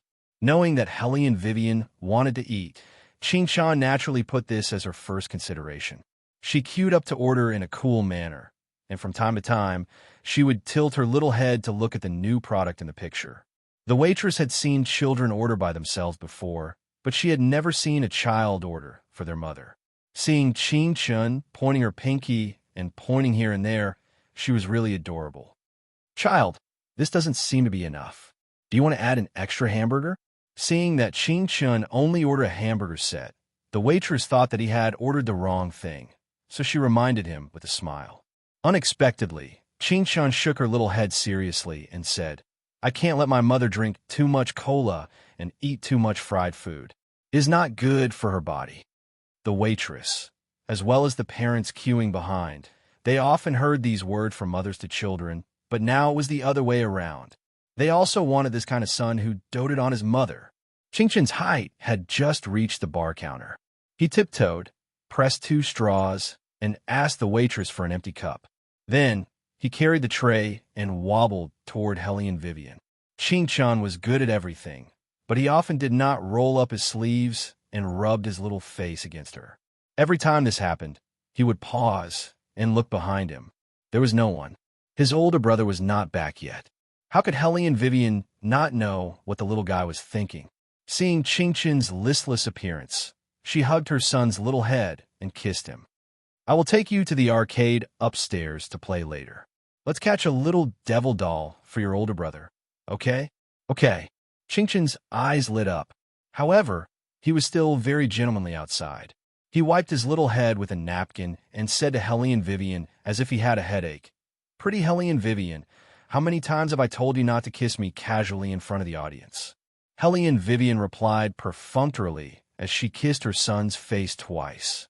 Qingqian, of course, was not angry. He reached out his little hands to help Hellion Vivian pour 1 cup of cola into 2 cups. Then he sat there, frowning and squeezing the ketchup in his hand seriously. In some ways, the 3 fathers and sons were the same. When they were eating, they were especially orthodox gentlemen. It was probably the elegance that came from their bones, which was exclusive to demons. Hellion Vivian held a fry in her mouth and lowered her head to help Qingqian roll up his sleeves. This scene was reflected on the transparent glass. It was loving and heartwarming. However, there were some people who were not used to this scene. Li Meng came down from the elevator in a pair of 10-centimeter high heels. She was holding little Fatty Cheng's hand, who was eating ice cream. There were 3 female classmates behind her. They had all arrived first and agreed to have lunch here. After lunch, they would go to Starbucks for a cup of coffee and dessert. However, Li Meng did not expect that Hellion Vivian would come first, and she even brought that bastard son of hers. Since that was the case, she could not blame her for taking action first. Li Meng tucked her long hair behind her ear and smiled very sweetly. The 3 girls behind her also saw the scene in Burger King. They could not help but exclaim, "It's Hellion Vivian." The little boy sitting opposite her is her son? It should be, but Hellion Vivian is really something. Look at her. She hasn't changed at all. She's still as beautiful as before. What's the use of being beautiful? Didn't you hear what Li Meng said before? Now she's just a car mechanic. Okay. Since we've met, let's go in and say hello. Let's ask Wei Wei if she wants to have lunch with us. Li Meng's words were very hospitable, making people feel that she had a good heart. In fact, when she pushed open the door in her high heels and walked in, a light flashed in her eyes. There was definitely no kindness in it. Hellion Vivian was feeding Qingqian a burger. The 2 of them ate 1 burger, 1 bite after another. When they ate, they both had a smile on their faces. This was the way mother and son got along. They would first fill their stomachs and wait for Beligaju to come over with Bailey Shangxia after he was done with his work. Then, they would go for a big meal. In short, they were waiting to be fed. These things were definitely impossible for outsiders to know. Therefore, Li Meng took it for granted that Hellion Vivian ate the same burger with her son because she couldn't bear to buy it. The ridicule in her heart deepened. She said, "Wei Wei, why did you bring your son to eat this kind of food? It's so unhealthy." Hellion Vivian still had fries in her mouth, looking lazy. She glanced at the people who appeared in front of her and didn't say anything. Li Meng asked the 3 female classmates behind her to sit down together and smiled. "These are all people in our class. You remember them, right?" Hellion Vivian nodded faintly. In fact, she didn't even recognize all of their faces. However, she couldn't be rude. She still had to answer. The 3 girls glanced at her and then looked at the food on her plate. The corners of their mouths curled up, and they let out an indescribable chuckle. "Wei Wei, why did you only order 1 hamburger? Can you eat enough like this? We're going to eat upstairs.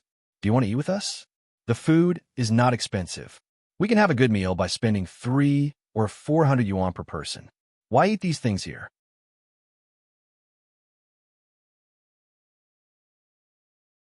Chapter 951. Don't be so greedy. I'm the one paying today. Li Meng turned to Helly and Vivian and whispered, Vivian, don't be so shy. We're all old classmates. I'll pay for you. Li Meng's words sounded very enthusiastic.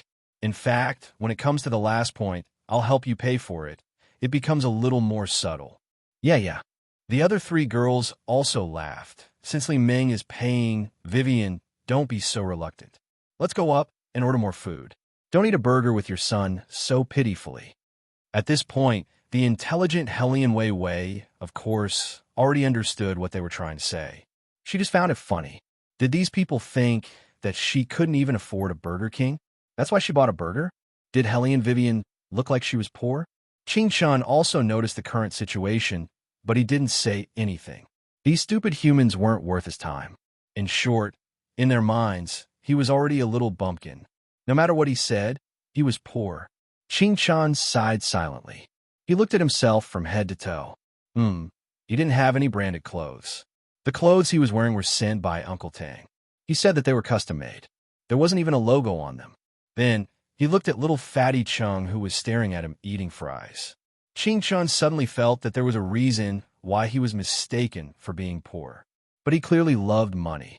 Then, he would work hard to earn money in the future. Just as Qing Shan made up his mind. Bailey Shangxie was carrying the priceless black diamonds and black pearls in the demon world. He was going to use them to make a waist chain for his little brother's toy. His little brother didn't know how to wear clothes, so of course he had to be considerate. The demons in the demon world didn't dare to show their faces. They whispered to their companions, "What's the little master doing?" "I don't know. It seems that he's especially interested in jewelry this time. It's the first time I've seen the little master so serious and obedient. It's a miracle that he didn't beat anyone up today. This is a miracle." At this moment, Bailey Shangxie suddenly straightened his little body and glanced in their direction. The fiendish demons trembled. They thought that he was going to grab them and torture them again. Instantly, all of them froze. He was hesitating whether to flee to the left or to the right. Unexpectedly, the little master grabbed the leg of one of them and threw that person out. Bending down, he picked up the largest black pearl at his feet and continued to walk forward. He didn't even notice their existence. All the fiendish demons. What the hell is going on? How could they know that Bailey Shangxie only had the thought of digging for jewelry for his brother? How could he care about them? At this moment, little Qing Shan was still eating his hamburger. His little face was round as he took big bites. He looked at the people in front of him with his big eyes and leaned over to drink from his Coke cup. He was so adorable. Obviously, Helly and Vivian didn't take these people's words to heart at all. Her eyes were on her little Qing Shan. She pinched his little face and leaned over to snatch a French fry from her son. Qing Shan thought that Helly and Vivian liked it, so he dipped the French fry in ketchup with his other little paw and fed it to Helly and Vivian in a gentlemanly manner. Then, he turned his head and said to Li Meng, "Thank you for the invitation, Auntie, but my mother and I prefer to eat French fries. So, Auntie, you can go up and eat by yourselves." Qing Shan's voice was cold, but he said it politely. Li Meng couldn't find any fault with it. On the other hand, little fatty Chung was furious when he saw Qing Shan. His nostrils flared as he reached out and tugged at Li Meng's sleeve. "Mom, let him." Before little fatty Chung could finish his words, he was nailed to the ground by Helly and Vivian's gaze. He didn't know why, but he felt like he was being stared at. "If that's the case, you can eat first." Li Meng seemed to have thought of something and quickly interrupted her son. She looked at Helly and Vivian and said with a smile, "Let's meet on the second floor of Starbucks later." Helly and Vivian curved his thin lips and put one hand behind the back of the chair. He smiled lazily and said, "Okay." Li Meng stood up with a smile and gave the three female classmates a look. Not all the classmates had arrived yet. It would be interesting to reveal the truth when they were all here. The three female classmates didn't know what Li Meng was thinking, but they had always tried to curry favor with Li Meng. When they heard what she said, they didn't stay for long. After they walked out of Burger King, little Fatty Chang's hands were still tightly clenched. He was extremely unhappy. He didn't understand why his mother didn't let him vent his anger. Li Meng pulled her son aside and said in a low voice, "Chung, remember this. That little brat doesn't deserve you to vent your anger in front of others." How many times have I taught you to maintain your composure? That kind of poor person doesn't deserve you to lose your composure. Do you understand? I know. Little fatty Chung gritted his teeth. But, Mom, you have to teach them a lesson. Li Meng smiled. Of course. I've already said that I'll help you vent your anger. Come, let's go eat first. It'll be almost time after dinner. In Burger King, Ching Chun finished the last sip of her cola and said in a childish voice, Pretty Wei Wei, it seems that your classmates don't just want to have a party with you. Ching Chun, you have to remember that the other meaning of any party is to compare. Hellion Vivian flicked his forehead and smiled evilly. But they seem to have misunderstood something. They think that I'm very poor. Ching Chun reached out her 2 little hands to save her little head. She educated Hellion Vivian seriously. It's not that they think you're poor. They think that you're very poor. So, Pretty Wei Wei, when I help you in the future, you have to give me more pocket money. Do you understand? You can't exploit child labor. I'm telling you how hard it is to live in this world. Hellion Vivian bent down and picked up Ching Chun. She continued, Besides, look at your brother. He handles so many official matters for your father, but he doesn't have any pocket money. I'm already very generous compared to your father.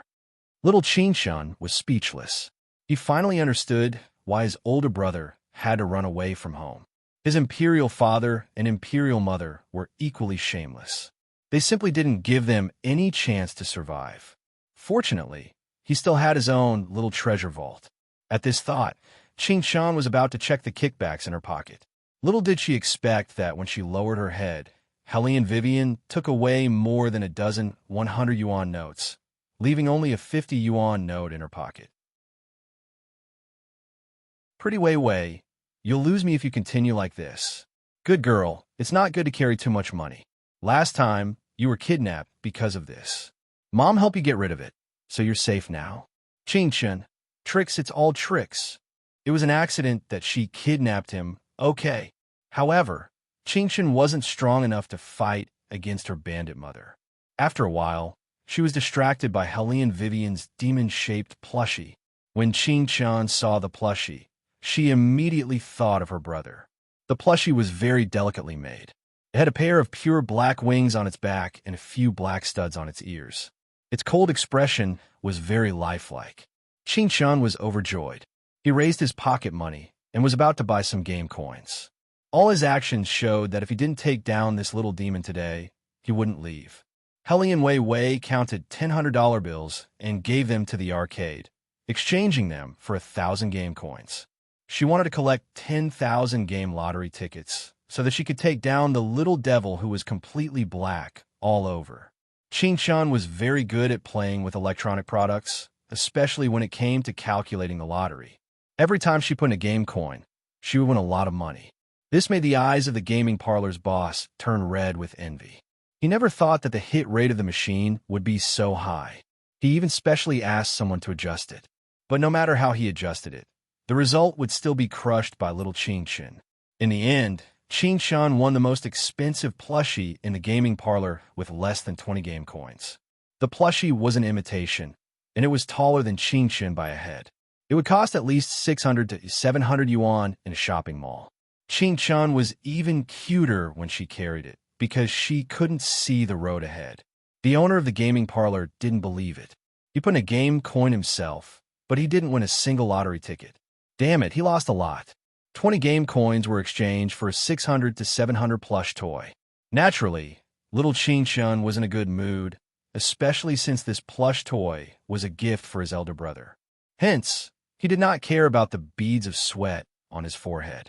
He wiped himself clean with his little paws behind his back and continued to walk toward Starbucks. This time, quite a number of students had come. Li Meng sat in the middle. When she saw Hellion Vivian come in, she was very enthusiastic. Why are you so late? I thought you would finish eating first. Do you want to order dessert for your son? You ate so little at Burger King just now. You must not be full. Li Meng, don't let Wei Wei order anything. A pastry at Starbucks is enough for her to eat a meal at Burger King. How can she be willing to do that? The female classmate next to her laughed. How about this? I have a card here. If you order a cup of coffee, you can buy one and get one free. The free cup is just right for Wei Wei. Helene Vivian didn't say anything. She just looked at the female classmate with a smile. The corners of her eyes were raised, and with a half-smile in her eyes, it added a bit of charm to her face. The female classmate was stunned by Helene Vivian's gaze. She didn't know why, but there was a trace of coldness in her heart. The others didn't know how she felt, and they all urged Helene Vivian to order something. Helene Vivian didn't go to the bar counter. Instead, she held Qingqin's hand and sat on the sofa. She was as lazy as ever. I prefer drinking compared to coffee. I just finished eating, so I won't drink anymore. Seeing this, Li Meng and the 3 female classmates looked at each other. They were even more sure that Helene Vivian was reluctant to order. Since Wei Wei doesn't want to drink, then forget it. Li Meng tried to mediate. She lowered her eyes and took a sip of the coffee. Her posture seemed noble, but in fact, she was just pretending. All right, Cece will come over later. Wei Wei, you still remember Cece, right? When we were in school, she sat behind you. Now Cece is awesome. Not only is she getting more and more beautiful, but she also became a top lawyer. A few days ago, she even accepted an interview. Now, she charges a lot of money. She's really busy. I don't care about anyone, but I have to care about you, Mrs. Chang. As soon as Li Meng finished speaking, Du Cece walked in with a branded bag in her hand. Her hairstyle was very fashionable, with beautiful straight hair. She obviously put on makeup and wore a pair of high heels on her feet. The color of her thin lips was very light. Although she looked like a pretty girl from a humble family, she exuded a sense of professionalism. Probably because she was born in the South, she looked very petite and cute. However, in fact, her eyes were not harmless at all. After she entered the door, she glanced at Helene Vivian. Then, she pretended to look away casually and started to talk and laugh with everyone. When someone asked her what she wanted to drink, Du Cece deliberately said the name of the cappuccino in English. Her pitch was very high. Cece's English is really good. Someone sighed. I could speak a few words in English when I was in university, but after I graduated, I haven't spoken English like this. Du Cece took a sip of coffee. My English is just average. Li Meng's is the best. Don't you know who her husband is? He's a manager of a multinational company. His friends and clients are all foreigners. When I come across rare words, I have to ask Li Meng to translate them. Hey, don't think that I can't tell that you're flattering me. Li Meng warned her, but there was a smile in her eyes. Obviously, she liked this kind of compliment. Qingqin, who was raised by 6 rough men, 2 of whom were foreigners, looked at them from the side. She really did not understand. She just ordered a cup of coffee. How could it show that her English was good? If they saw that Beauty Wei Wei used English to fight a lawsuit in America, wouldn't they go crazy? Qingqin felt bored, so she started to play with the little devil in her arms. After playing with him for a while, she turned her head and whispered to Helene Vivian, "When will brother come?" He said that he will come after the small dinner table is over. If I'm not in school, will brother not be able to find me? Before Helene Vivian could say anything, Du Cece, who was beside her, said, Wei Wei, how about you? We've been talking for so long, but I still don't know where you're working now.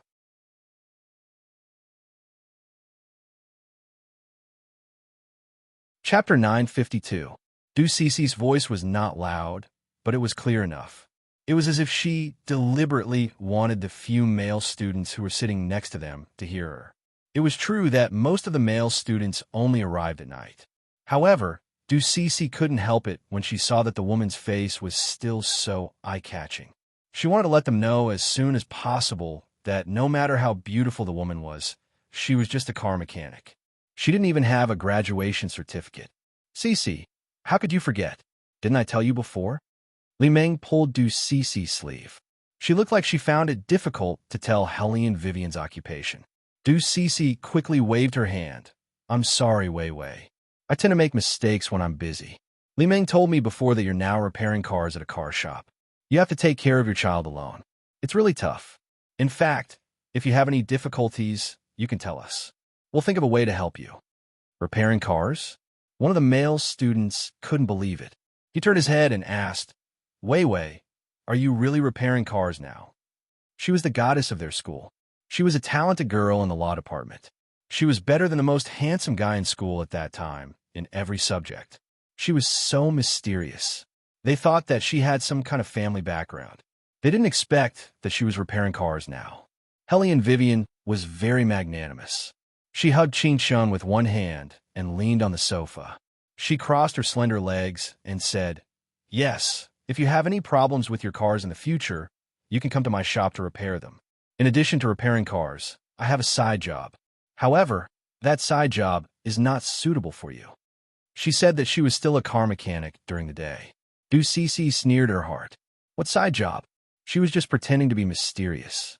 She had heard from Li Meng that this person couldn't even afford a car. Perhaps he was even renting a house in the capital. Sigh. Fate really makes fools of people. Du Cece sighed. Wei Wei, I thought you went abroad to study. I haven't seen you for so many years.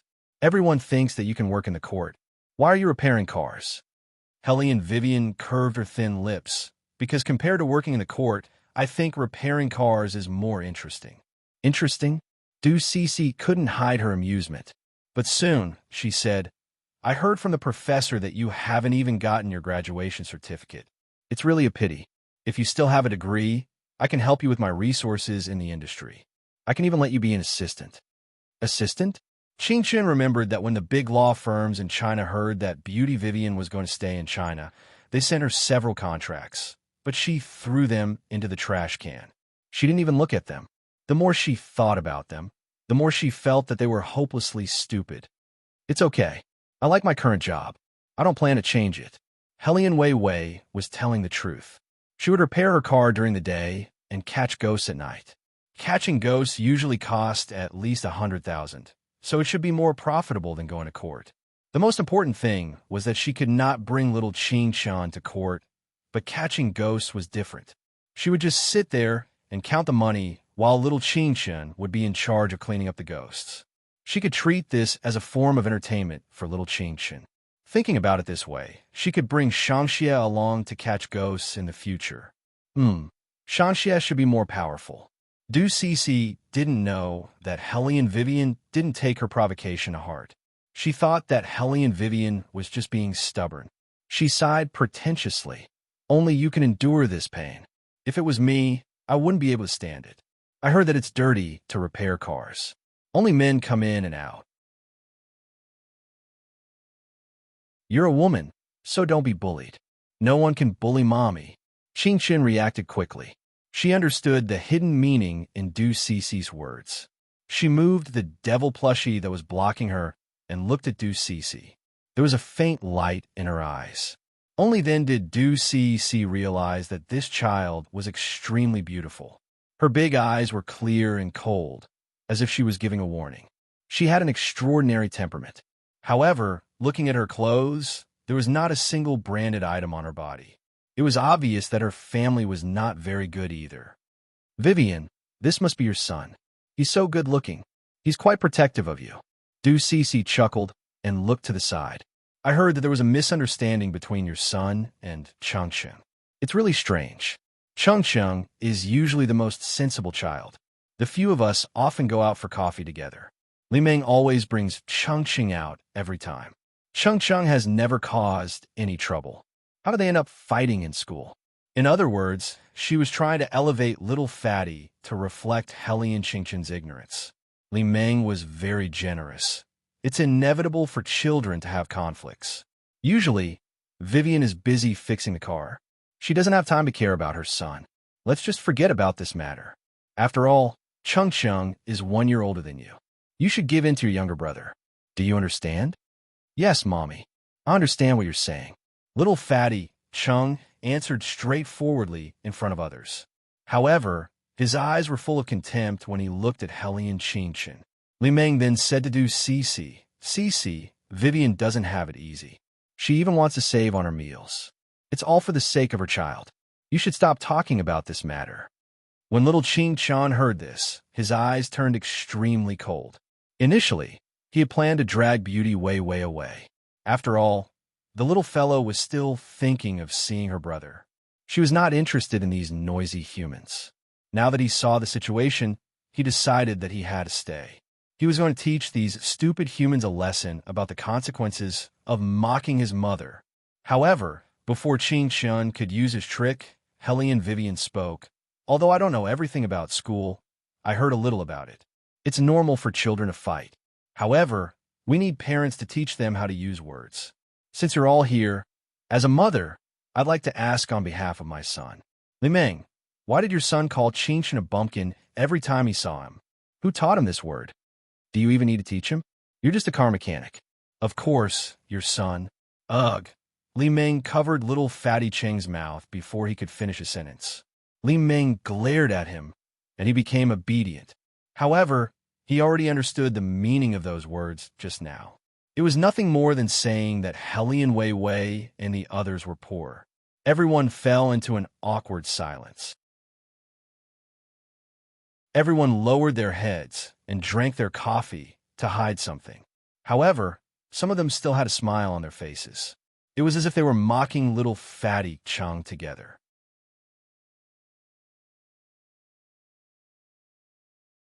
Chapter 953. As the person involved, Hellion Vivian's smile did not disappear. Instead, the smile on her face deepened. She was holding Qing Shun in her arms, and Qing Shun was holding the devil plushie in her arms. Both of them had the same evil expression. A lousy car mechanic? Hellion Vivian repeated the words playfully. Li Meng explained, Wei Wei, Chung is still young, and he doesn't mean anything else. It's just that those people on TV usually describe him like that. So he followed suit. After all, I've been too nice to him. I've always wanted him to experience the life of other families, but his father taught him to do more useful things since he was young so that he could do more business in the future. In his impression, he naturally thinks that there is no future in car mechanics. In fact, he could do any kind of work, right? This explanation was not an apology at all. It was more like she was shirking responsibility. It was as if she could not blame her son for this incident. After all, car mechanics were a profession with no future. This reminded Hellion Vivian of the popular bridesmaid incident on Weibo not long ago. After the incident, some people also posted statements like this. They did not apologize properly when they should. After reading the whole article, they were shirking responsibility. But as the victim, they had to be the first to say sorry sincerely. This kind of rule was very common in society, but it did not mean that people would not speak up about it. Perhaps Li Meng thought that her family was rich and powerful. Her father was in power, and she married a good man. That was why she had a different explanation for this kind of thing. Moreover, she was confident that as long as she said it, there would definitely be people seconding her. As expected, as soon as Li Meng's voice fell, the female classmate who had just eaten with her laughed. Wei Wei, you really can't blame Chung for this. Chung grew up in an excellent environment. You should also know that he is a veritable second-generation official. The people he usually meets are similar to him. Once he goes to school, he can't adapt to it. Sai, speaking of these things, it's fate. Was the saying no discord, no concord? If Wei Wei wasn't our classmate, Li Meng's husband might get angry, and this matter would become a big deal. Fortunately, we all know each other, so it's easy to solve. Du Cece shook her head as if it was not a big deal. Let's not talk about Li Meng's husband. Even if Chengqing's father called the police station, the nature of this matter would immediately change. You know, all schools have to give face to the old man. These words were clearly meant for Hellion Vivian. Hellion Vivian had a smile at the corner of her mouth, and her eyes were oppressive.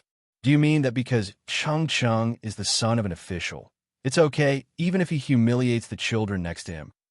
Wei Wei, it's not a big deal. How can you say that it's a humiliation? Du Cece wanted to make things vague. We're mainly saying that Chung doesn't have a bad heart. We're afraid that you'll misunderstand. That's why we mentioned Chengqing's family background. Family background? Hellion Vivian's smile grew wider. To be honest, she was not afraid of any family background. Moreover, she felt that little fatty Chung in front of her was not the son of an official. He was just the grandson of the head of a department. Although in the capital, no matter how small an official was, it was still bigger than a city-level official. However, in Hellion Wei Wei's network of connections, such officials could be easily found. Moreover, Every one of them was afraid of offending her. However, no one would know about Helly and Vivian's situation. Therefore, Li Meng and Du Cece felt that they were better than Helly and Vivian, and they were very happy. Okay, let's not talk about these things anymore. Li Meng wanted to change the topic, so she looked at Du Cece. Why are you so late today? Didn't you say that you're busy with work? You don't look like you want to work. I didn't hear that you had a case to go to court. Du Cece put down the coffee in her hand and fiddled with the gold chain on her left wrist with her fingers. Her face was slightly red, and she looked a little shy. I was called by my uncle at the last minute to meet the CEO of Juwei. Juwei, not only the few female classmates next to her, but even Li Meng's eyes lit up. It's the aristocratic CEO that was reported by the media. I heard that he's very young and is even more handsome than celebrities. He came from the United Kingdom. Now, the entire film and television industry in the capital is monopolized by him. He's so powerful. Cece, how do you know him? Did you get his phone number? Du Cece tucked her long hair behind her ear and suppressed the pride between her eyebrows. She pretended to smile calmly. You guys, how can it be so fast? But the next time we have a meal together, he'll probably leave his number. We're not close yet. Look, you even used the word we. Li Meng pointed at her with her finger. How can we not be close when we can have a meal together? At least we've seen him before. I've heard about that person. Even if the mayor asked him out, he wouldn't show up if he didn't want to. The mayor had to go over and greet him personally. This person is almost like a Prince Charming in the eyes of many people. If he hadn't been living in seclusion, I'm afraid his limelight wouldn't be any lower than those popular male stars. Cece, we'll have to count on you in the future. I don't understand what you're talking about. Du Cece's face was slightly red. She deliberately made her words sound very flirtatious, as if she really knew Beligaju. In fact, she had only seen his back from afar. However, she was not afraid of being exposed because everyone here, including Li Meng, would not be able to see that handsome man.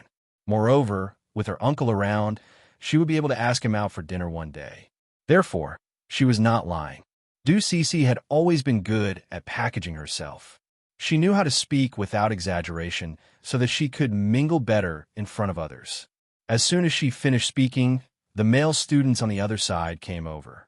Many of them wanted to see if they had the opportunity to get in touch with Juwei. As long as they could get in touch with her, it would mean countless business opportunities and benefits. Just like that, because of Du Cece's words, the atmosphere in the coffee shop suddenly became lively. Everyone wanted to ask Du Cece about something. Only the mother and son who were sitting on the sofa were a little confused. They were exceptionally quiet. The excuse that Helly and Vivian had originally thought of disappeared at this moment.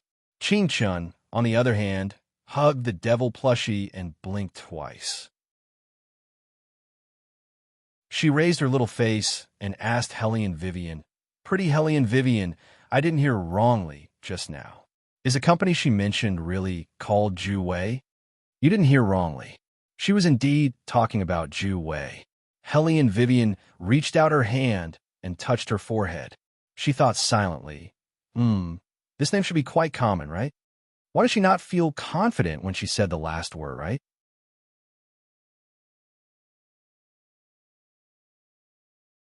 Chapter 954. Last time, Big Brother said that our family is now an opera company. Because he wants to be an opera singer in the future, Dad set up a company for him to play with in advance. We were afraid that he would eat up all the opera singers in a moment of ferocity. Ching Chun reached out his little hand and pushed away the devil plushie that was blocking his face. He lowered his voice and muttered to himself, "But Dad's naming skills should be better than Mom's." Ching Chun, are you questioning my aesthetic standards?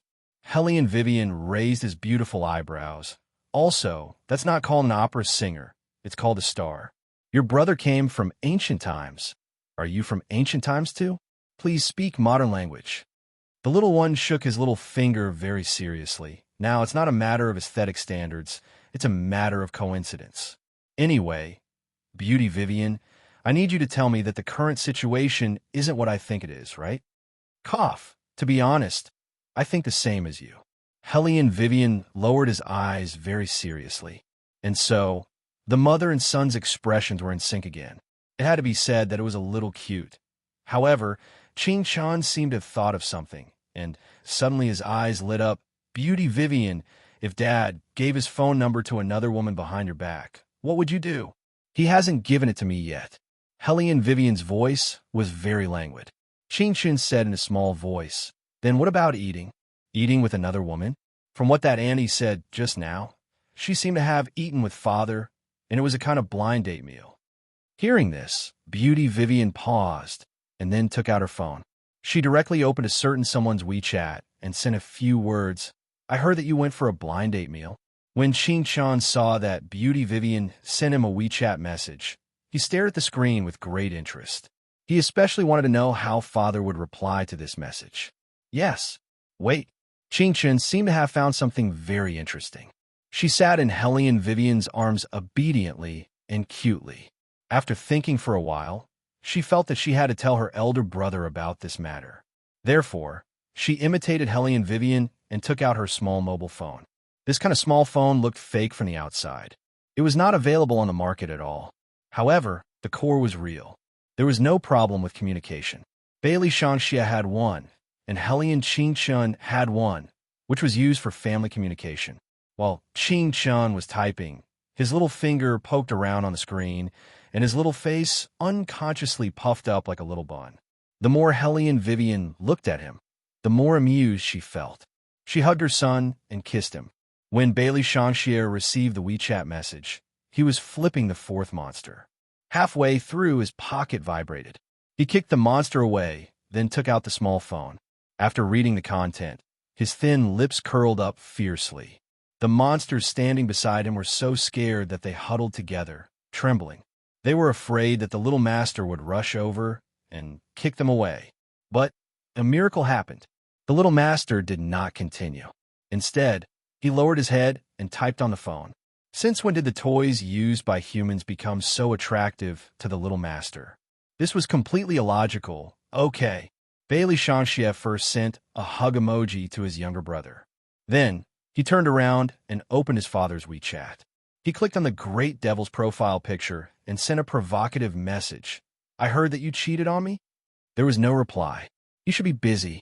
Bailey Shangxia looked at his small phone for a while, then stuffed the black gem he dug up into his pocket. He looked down at the monsters who were frightened by him. What are you hiding for? Come and help me analyze. If my father cheated, how should I take my mother and younger brother to a faraway place? Cheated? Of course it would be a divorce. A divorce? Wait a minute. All the monsters were stunned. What did the little master just say? The master cheated? What did he cheat from? Also, even if the master really cheated, the little master was so happy and excited that he immediately wanted to take the whole family away from home. What was going on? That's your biological father, right? Being a cheater for 10,000 years would not change his nature. All the monsters in the demon world were temporarily summoned to the first prison by Bailey Shangxia to discuss countermeasures against the master's cheating. This was simply impossible. They could not find the meaning of this meeting at all. Helplessly, Bailey Shangxia was very excited. I want to go back to the human world and see which woman my father is eating with. Then, I will send a photo to my mother. All the monsters. If you really do that, you will definitely be hung on the wall by the master and given a good beating. Bailey Shangxia was never afraid of chaos in the world. He packed his things and prepared to return to the human world. In the afternoon, the warm sun cast a brilliant golden light into the blue sky. Bathed in the soft light, the Zhuwei group looked even more extraordinary. The highest floor of the Hua Huang building in the capital was completely open. The luxurious conference room at the top was enough to accommodate hundreds of people. On the low-key and minimalistic office table were the documents that had just been sent by the Ministry of Commerce. The media had not left yet. They stayed in the reception hall downstairs, still hesitant, and kept craning their necks to look at the stairs. Many people did not even have the chance to see the face of the master, let alone interview him. Everyone could not help but feel a sense of regret, but they did not give up. Because as long as they got a photo, even if it was a little blurry, there was a chance that they could make today's headlines. Baligaju had never accepted interviews. This time, when he returned to the capital, they did not have to worry about the man's status. They could take photos if they wanted. It was a once-in-a-lifetime opportunity. They had to seize this opportunity. Unlike the eager media, all the senior executives of the Ju-Wei group were restless in their seats. The weather was not hot yet, but their foreheads were overflowing with sweat. It was not because of anything else, but because of the man sitting at the head of the table. His long and slender legs were crossed under the table. That beautiful curve formed a strong contrast with the hard lines of the table. His appearance was extremely handsome. His eyes were as deep as the sea, containing endless depth and wisdom. He had a high nose bridge, light, thin lips, and an extraordinary noble temperament. However, it was so deep that it made everyone feel pressured. Just when many of the senior executives thought that they would die without a complete corpse, something seemed to ring. It was the sound of a WeChat notification. Who was it? Who did not put their phone on silent mode? They were simply trying to kill them.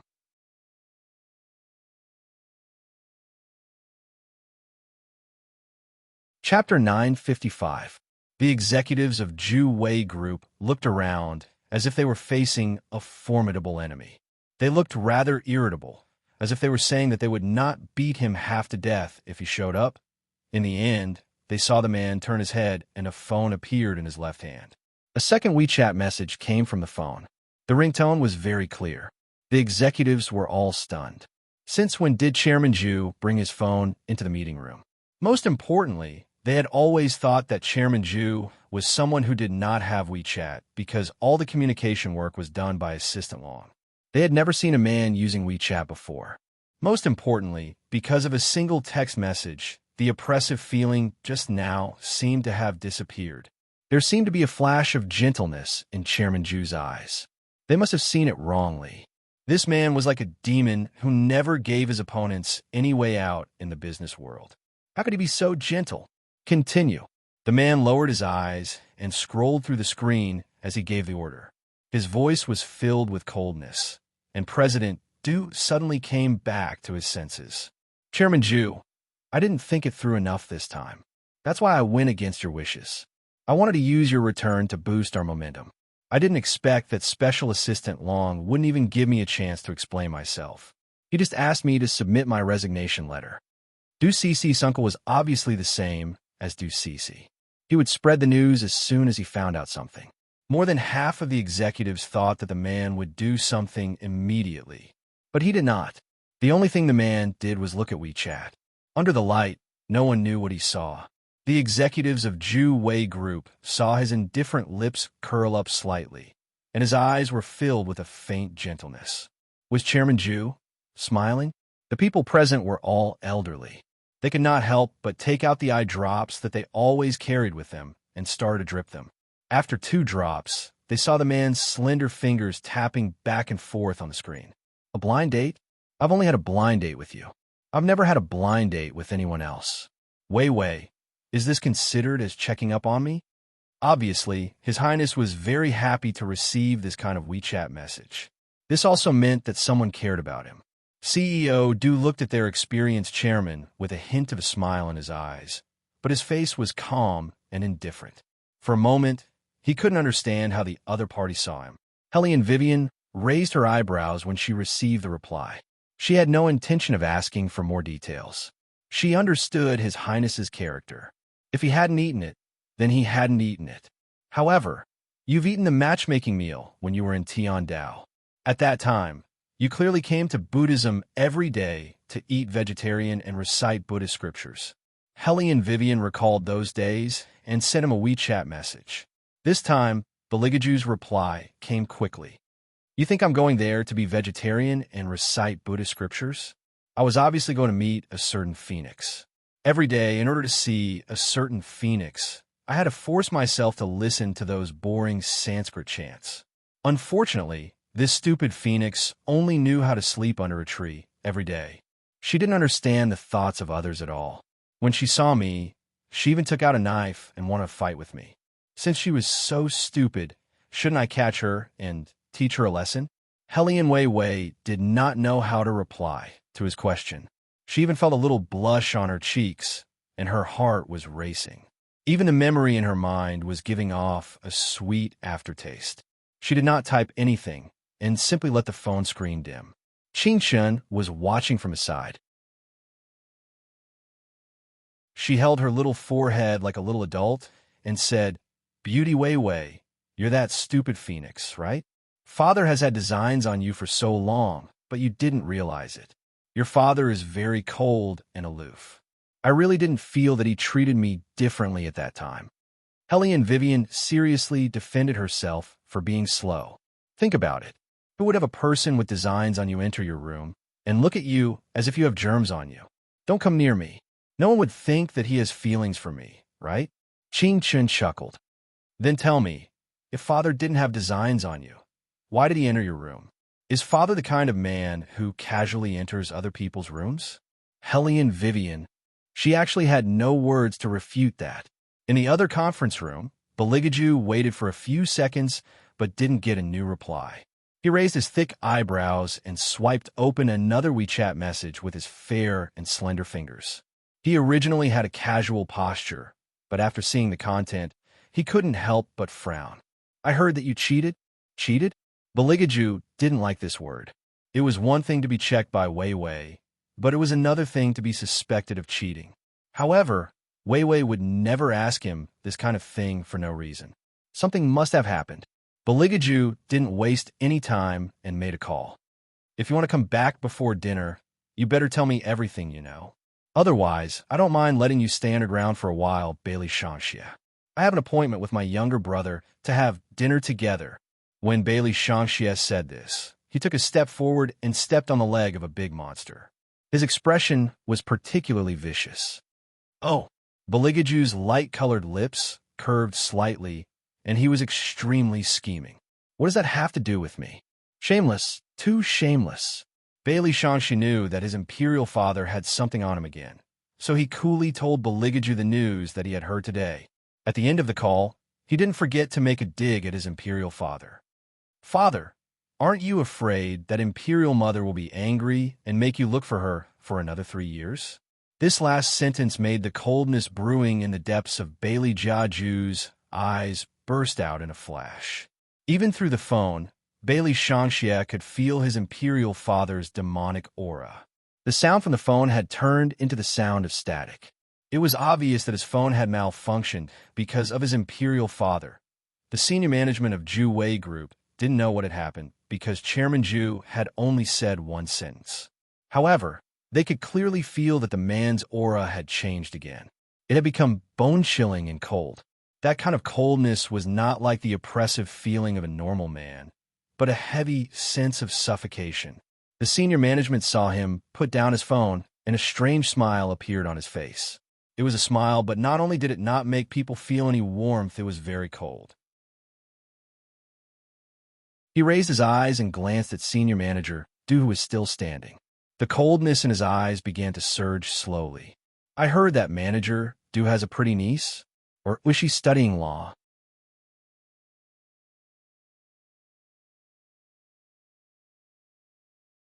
Chapter 956. Manager Du was stunned for a moment before he burst into laughter. Not knowing what was going on, he tried his best to suppress his excitement and said, I didn't expect you to know her too, Chairman Zhu. That girl is indeed pretty and has excellent professional knowledge. I was going to recommend her to be our company's legal consultant this time. Is that so? 2 words were said casually. Senior Du hastily nodded his head. Yes, if it's her. The obvious smile on Senior Du's face suddenly froze when he saw the cold glint in Bailey Jiaju's eyes. What is going on? Manager Du did not understand what was going on. Sweat broke out on his back. Why is the CEO looking at me like that? He tried to figure out what the man was thinking, but he could not figure it out. However, Bailey Jiaju only looked at him with a cold expression. His mockery was so obvious that Senior Du's expression became somewhat unnatural when he looked at him. Manager Du laughed awkwardly. Chairman Zhu, what's wrong? Beligaju played with the phone in his hand and suddenly smiled. You said that Qin Long asked you to write a resignation letter? Yes, this matter itself is unreasonable. Manager Du felt that he finally saw hope. He thought that the CEO did not hear his resignation letter when he sent the WeChat message. This time, he finally had a chance to turn things around. Bailey Jiaju's handsome face tilted slightly toward Qing Long's direction. Since when is it someone else's turn to make decisions for the important matters of the Zhu Wei Group? Qing Long, you only asked manager Du to write a resignation letter. You plan to let him go? You've been too lazy recently. Yes.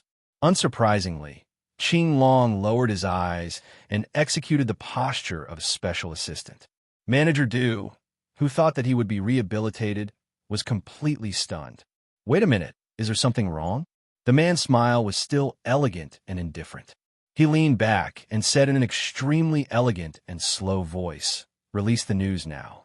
From today onwards, Du Dewey is officially fired by the Zhu Wei Group. No matter when, as long as Du Dewey is in the company, the Zhu Wei Group will not cooperate with them and will even suppress them. So, be kind and tell your colleagues not to do anything irrational." Bailey Jiaju said this sentence very politely, but his hidden words were basically saying that in the future, whoever dared to hire Du Dewey, he would kill that person. Many of the senior executives of the Zhu Wei Group shuddered. They had always known that the president was capable. Even his threats were so well-mannered. Other than his means, he was also very scheming. He was simply invincible. Du Dewey had kicked an iron plate this time. He had already said to listen to Executive Assistant Long, but he was so disobedient. The senior executives looked at each other. In order to avoid becoming the next target of the president, they began to work hard to reduce their presence, although they still did not know why the president was so angry. Du Dewey, who had been forced into a dead end, was even more clueless about what had gone wrong. "Chairman Zhu, it's for the sake of the company that I want to hire a legal consultant. Even if you want to fire me, you don't have to be so ruthless, right? What's wrong with me working for the company?" "Working for the company?" Baligaju stood up from his office chair. He placed one hand on the table and slowly lowered his upper body. "Don't make it sound so beautiful. The thing I hate the most is people who want to interfere with my private affairs. Besides, who told you that I'm single? Isn't that so?" This sentence was not asked by Du Dewey, but by many of the senior executives sitting in the conference room. They knew that Chairman Zhu had a son, but he only had a son. The young master's face and temperament were like a money tree. He had come to the company twice, and each time, it was unforgettable. However, they had never seen a woman appear by Chairman Zhu's side. For an entire year, he did not even have a scandal partner. If he was not single, what was he? Their guess was that the young master might just be the product of Chairman Zhu's womanizing when he was young. He must have been accidentally left behind by Chairman Zhu and had nothing to do with sex. Therefore, how could Chairman Zhu not be single? In the conference room, the gazes that were fixed on Baligaju became more and more heated. It was obvious that no matter how old a person was or what position they were in, they could not beat the heart of gossip. As the center of attention, Baligaju was very calm. His voice was as indifferent as before. "I've been married for 3 years, and my wife loves me very much." "Married? Married?" All the senior executives in the conference room were dumbfounded. Du Dewey was even more dumbfounded. How could he be married? This news was undoubtedly a bombshell. It was so explosive that the steady higher-ups couldn't help but want to ask who that person was. Who was the person who was married to the chairman? Also, wouldn't most people say that they loved their wife very much? Why was it the complete opposite when it came to Chairman Zhu? Perhaps only Chairman Zhu could say that his wife loved him very much. Baligaju did not care about the reactions of the people around him. He walked to Du Dewey's side. As he walked past him, the invisible darkness surged out. "I heard that Chairman Du wants to arrange a meal for me and your niece. Don't worry, this wish of yours will come true very soon." Du Dewey didn't understand what Bailey Jiaju meant. He only knew that as soon as the news was announced, his career for the rest of his life would be completely over. The only thing that Du Dewey could think of was to beg the man to take back the idea. However, Bailey Jiaju did not even spare him a glance. He dropped a bombshell and ended the meeting with a soft voice. The reporters who were still waiting outside heard the door of the conference room being pushed open from the inside. They could not help but look in the direction of the sound. A tall and slender figure came into view. Everyone fell silent in an instant. They stared blankly at the man who appeared. Their eyes were filled with amazement and admiration. Following his appearance, the brilliance of the entire afternoon quickly dimmed. He was extremely handsome. His eyes were as deep as the sea, containing thousands of stars and endless wisdom. There was an indescribable grace about him. He looked very much like a vampire aristocrat in the movies. Every move of his was filled with a dark aura. The reporters could not help but want to surround him. However, they did not dare to take a step forward because of the man's noble and powerful aura.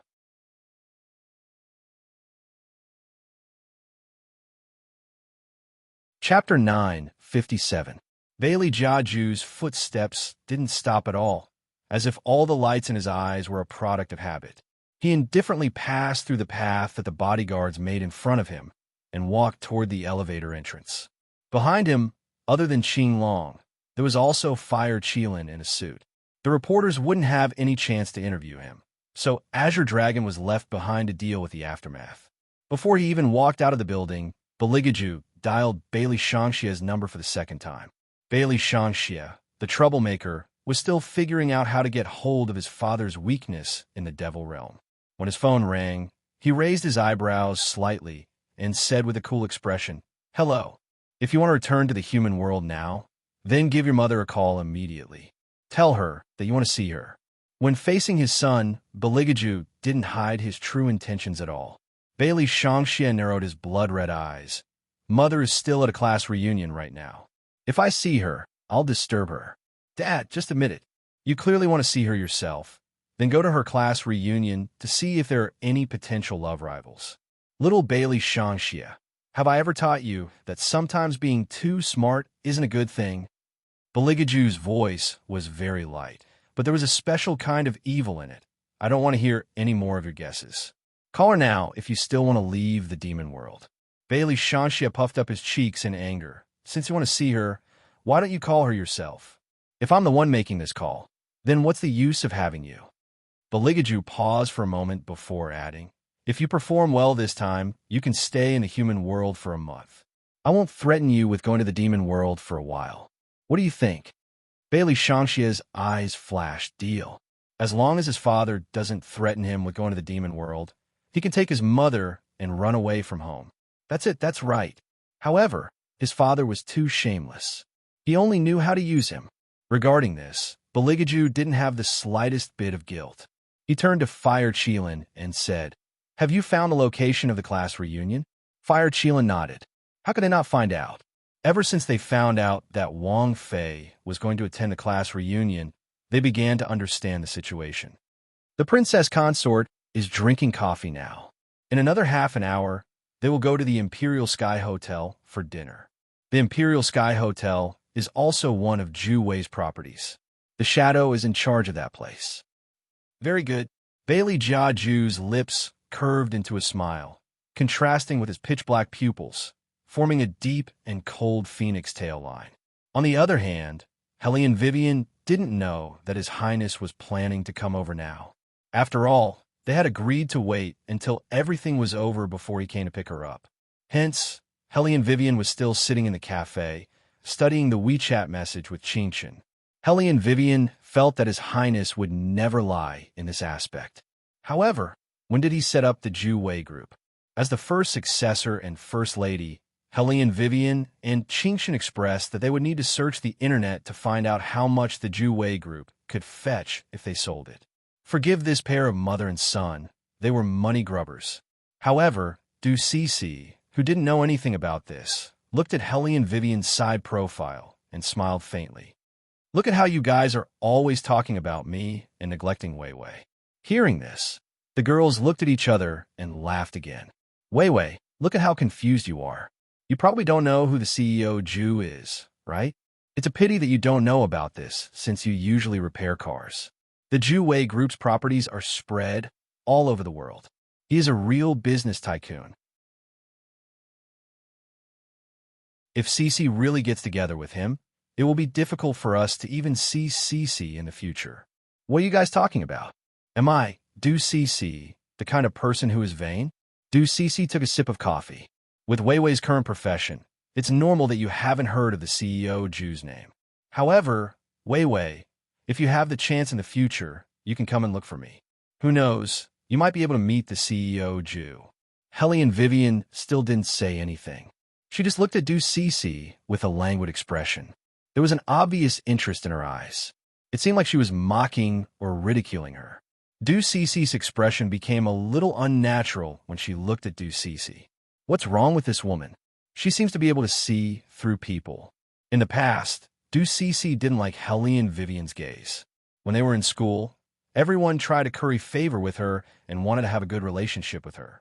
Only this Helly and Wei Wei, although she did not say anything, but that kind of indifferent look in her eyes would make people feel uncomfortable.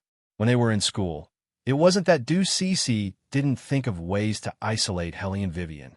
The results were very good. This was because Helly and Vivian, who was popular with boys, was always a little hateful in the eyes of the other female students. However, in Helly and Vivian's eyes, this kind of thing was like a clown's prank. She didn't care about Helly and Vivian at all. Even if she was isolated by the other people in the dormitory, Helly and Vivian didn't seem to care about it at all. At first, Du Cece thought that Helly and Vivian didn't know anything and was just too cold-blooded. However, when they were in class again, Helly and Vivian looked at her with a mocking gaze. It was as if Helly and Vivian had seen through everything. Helly and Vivian's gaze at that time was just like how it was now. Du Cece secretly clenched the coffee cup in her hand. What kind of joke is this? What right does Helly and Vivian have to mock me now? She's just a lousy car mechanic who has a son who doesn't even know his father. How can such a woman be qualified to look at me condescendingly? Du Cece changed her mind and said, "Speaking of blind dates, Wei Wei, it's really hard for you to raise a child by yourself now. Have you ever thought of finding someone to take care of you? Wei Wei, don't blame me for being blunt. We're all old classmates. I'm saying this for your own good. Back then, you were a talented law student in our faculty. Many people would worship you whenever you looked back and smiled. But now, we're not young anymore. You have a child by your side. Don't be too picky. If you continue to be picky, it'll be too late for regrets when you're old. How are you going to live in the future? You can't just rely on your car repair job." "Cece, you're right." Li Meng looked at Du Cece's eyes and smiled. "Wei Wei, no matter what you did in the past, it's all in the past now. The resources we know here are all good. If you really can't do it, we still have the resources from our male classmates. We can ask them out to meet you. With Wei Wei's appearance, it's still possible to find an ordinary worker. However, since you have a son, you have to lower your expectations."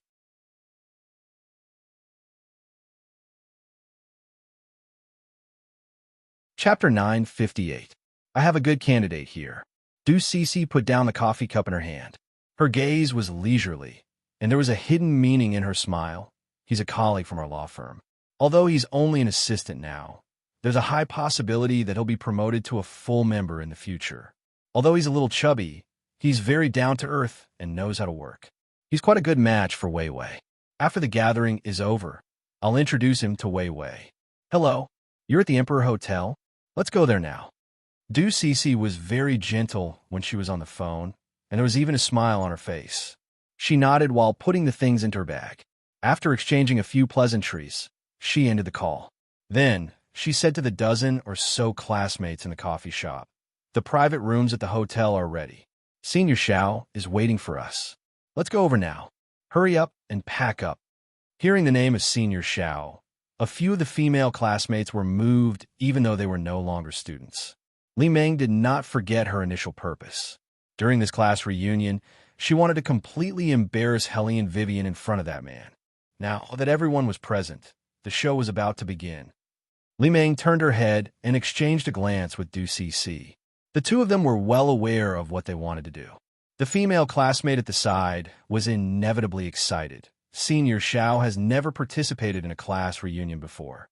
Why is he here this time? He picked up Li Meng's call and specially flew back from abroad. It's really difficult to meet young Master Xiao. Du Cece smiled and walked out. She did not forget to reveal a little something in her words. "Fortunately, we all live in the same military compound, so we could get together once during the new year The people around them were discussing the appearance of Senior Xiao. Only Qin was holding her devil plushie shakily and asked her mother in a low voice, "Beauty Wei Wei, why didn't you tell them that the CEO Jew that you've never heard of before is actually my father?" Little Qin, I think you saw it. Before I could say anything, they were already planning to change locations. Hellion Vivian smiled and picked up her son. "What's more, aren't you curious about what happened between Miss Du and His Highness?" "Qin, you're the one who's curious. Also, pretty Wei Wei, did you know that the corners of your eyes were very cold when you said that?" Qin was carried out of the coffee shop by his mother. Because he was not able to walk steadily, his face was adorable. Li Meng stopped and said to Hellion Vivian, "Vivian, don't you have a car? Do you want to take my car? It's not far, only about 10 minutes, but it's a bit far if you walk. Qin and Cheng can talk in the car." Little fatty Cheng, who was called out, glanced at Hellion Qin. When the male students heard that Hellion Vivian did not have a car, they also stopped. Hellion Vivian looked at the smile on Li Meng's face. She knew very well what Li Meng's intention was. However, Hellion Vivian would never take this kind of boring comparison to heart. She calmly hugged Qin and said, "It's okay. I came here by bike. It's very fast." "Bike?" Du Cece turned around, as if she had never heard the word bike before. Li Meng continued, "Wei Wei has a motorcycle." "All right, let's meet at the Royal Hotel." "Motorcycle?" Some of the students looked at Hellion Vivian with a different expression. Hellion Vivian raised her eyebrows and smiled. "Why? Is it strange to have a motorcycle?" "No, it's not strange. We just didn't expect you to be so poor." The female students smiled awkwardly. The male students also understood in their hearts. They turned around and continued to walk to the parking lot. Obviously, they had been brainwashed by Du Cece and Li Meng's words. They thought that Hellion Vivian's motorcycle was similar to a delivery motorcycle. However, they did not expect that Hellion Vivian was riding a limited edition BMW Tomahawk that every man wanted. Since the parking lot was different, they did not know much about Hellion Vivian until they arrived at the Royal Hotel. However, they originally thought that Hellion Vivian would be late because she was riding a motorcycle. Unexpectedly, when they walked into the lobby, Hellion Vivian was already waiting there. Her waist-length chestnut hair was as beautiful as seaweed.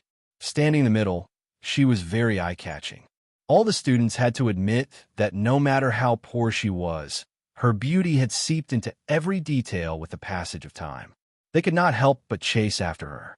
A large number of students were brought in by Xiao Zifeng. Du Cece and Li Meng bent their heads and were talking to him. The man was undoubtedly very good-looking. His well-ironed suit outlined his elegance perfectly. His voice was also low. It was not difficult to see the charm that he was exuding. Although he was not talking to Li Meng, there was a faint blush on Li Meng's face. Suddenly, Xiao Zifeng stopped in his tracks. His good-looking deep eyes stared at a spot in the lobby. There was an obvious fluctuation in his eyes. Others could not see this, but Li Meng, who was standing next to him, saw it clearly. The shyness in her heart immediately turned into unwillingness and jealousy. Before Xiao Zifeng walked over to greet them, Li Meng and Du Cece walked in front of Hellion Vivian. "Vivian, we didn't expect you to arrive earlier than us. The car is fast." Hellion Vivian's voice had always been very calm. However, what she said this time was true. The BMW Tomahawk speed was much faster than many luxury cars. Li Meng did not care whether her car was fast or not. It was just a broken motorcycle, and a second-hand one at that. However, this second-hand motorcycle was something that Xiao Zifeng could not forget until now. "Why?" Thinking of this, Li Meng smiled and looked back at Xiao Zifeng. "Zifeng, you haven't seen Vivian for a long time, right? It wasn't easy for me to invite her here. She's having a hard time raising a child by herself.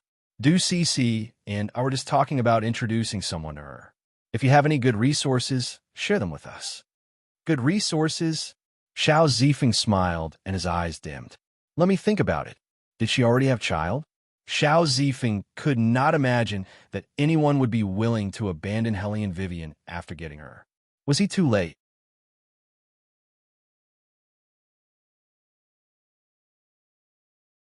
Chapter 959. No, it was not too late. Xiao Zifeng stared at the person in front of him. He had been waiting for this person for 5 years. In those 5 years, he had used all kinds of methods to look for her. He had even used his family's connections. However, he still could not find her. That year was probably the year when he was least motivated. He regretted not telling this person that he liked her when they were still in school. Since the first time she had surpassed him in her oral exam, he could not help but fall in love with this woman. Although he did not say it out loud, those who were familiar with him knew that he had Helene Vivian in his heart. Originally, he thought that this love was just a youthful obsession. After all, it was because the other party's professional knowledge was better than his that he slowly took her to heart. In the beginning, their relationship was not very harmonious. He could not find a way to get close to her. There were too many people around him, and he couldn't even properly dispel this kind of fondness. Xiao Zifeng thought that as long as he got close to any talented woman, it might be destroyed because of all kinds of things. Perhaps he would not like her. He would like her so much that his heart would heat up because he could see her today. Xiao Zifeng had been a very thoughtful person since he was young. It was related to his family background. He was much more mature than his peers and knew what he wanted in the future. Helene Wei was probably the only variable that he had encountered so far. He wanted to suppress this change, so he planned to get close to Helene Vivian. However, the closer he got, the more he could not control himself. At that time, he knew that he was done for. Du Cixi saw through Xiao Zifeng's feelings clearly. They lived in the same compound. She used to like this son of a major general in the military compound. In her impression, this person was very calm no matter what he did. Although they lived in the same courtyard, the other party's status was much higher than hers. He was undoubtedly the leader of the youngest generation in the entire military compound. Even those who came from the military compound had to call him Master Xiao. However, such a man actually asked her one day if she had Helene Vivian's contact information with trembling eyes. That day, Du Cixi was still happy that she was able to invite him to her birthday party. Xiao Zifeng's words were like a basin of cold water that extinguished all her thoughts. From that day onwards, Du Cixi, who originally disliked Helene Vivian, hated this woman even more. At that time, she and Li Meng were already very close. She knew that her good friend also liked Xiao Zifeng, so she intentionally leaked the news to him. Sure enough, the effect appeared quickly. With Li Meng's help, they successfully stopped most of the female students from talking to Helene Wei, especially in the dormitory. Ostracizing someone would hurt her the most.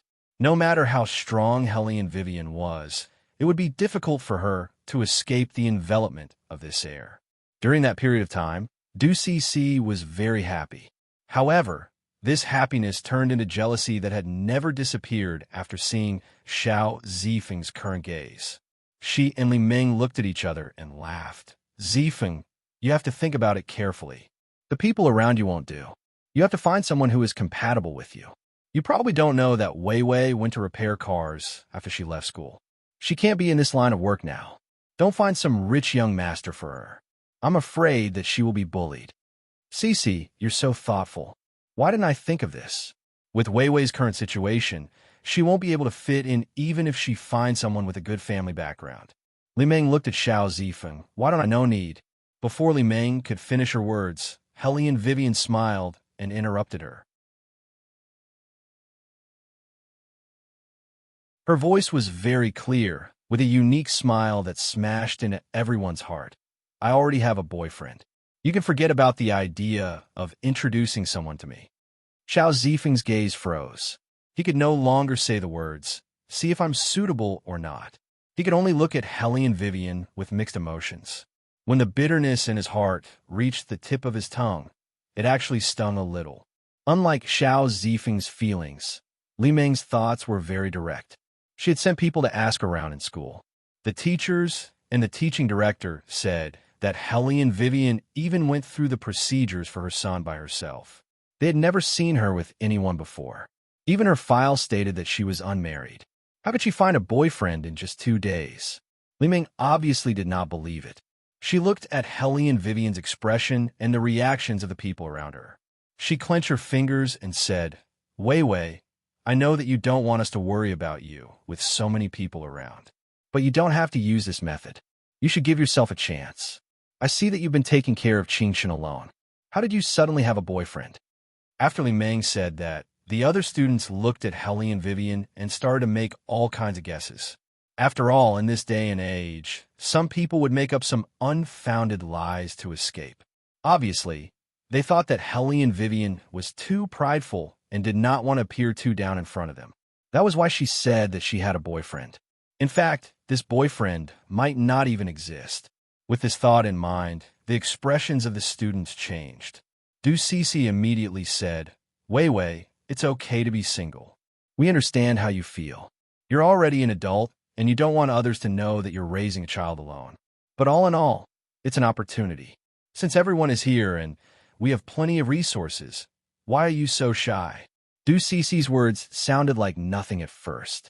However, people who had been in society for a long time knew that there was a mystery brewing behind it. In fact, it was not very comfortable. Helly and Vivian naturally understood what she meant.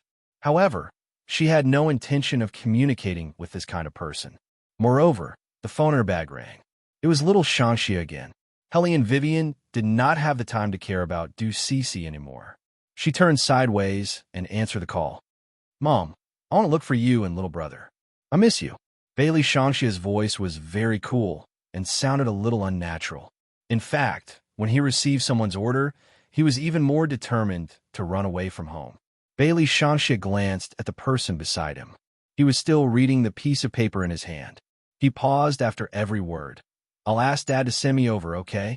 Helly and Vivian raised her eyebrows. Now. Yes, now. Because it seems that the girls have miscalculated the update time, I reverted to updating between 8 p.m. and 11 p.m. every day. You're tuning into the Romance Rendezvous YouTube channel. We're so grateful for your support, and don't forget to subscribe to join us on this incredible journey through captivating stories. Your generosity through donations truly makes a world of difference, as it's the primary source of revenue that allows me to expand and enhance this channel for you. Thank you from the bottom of my heart for being a part of this adventure.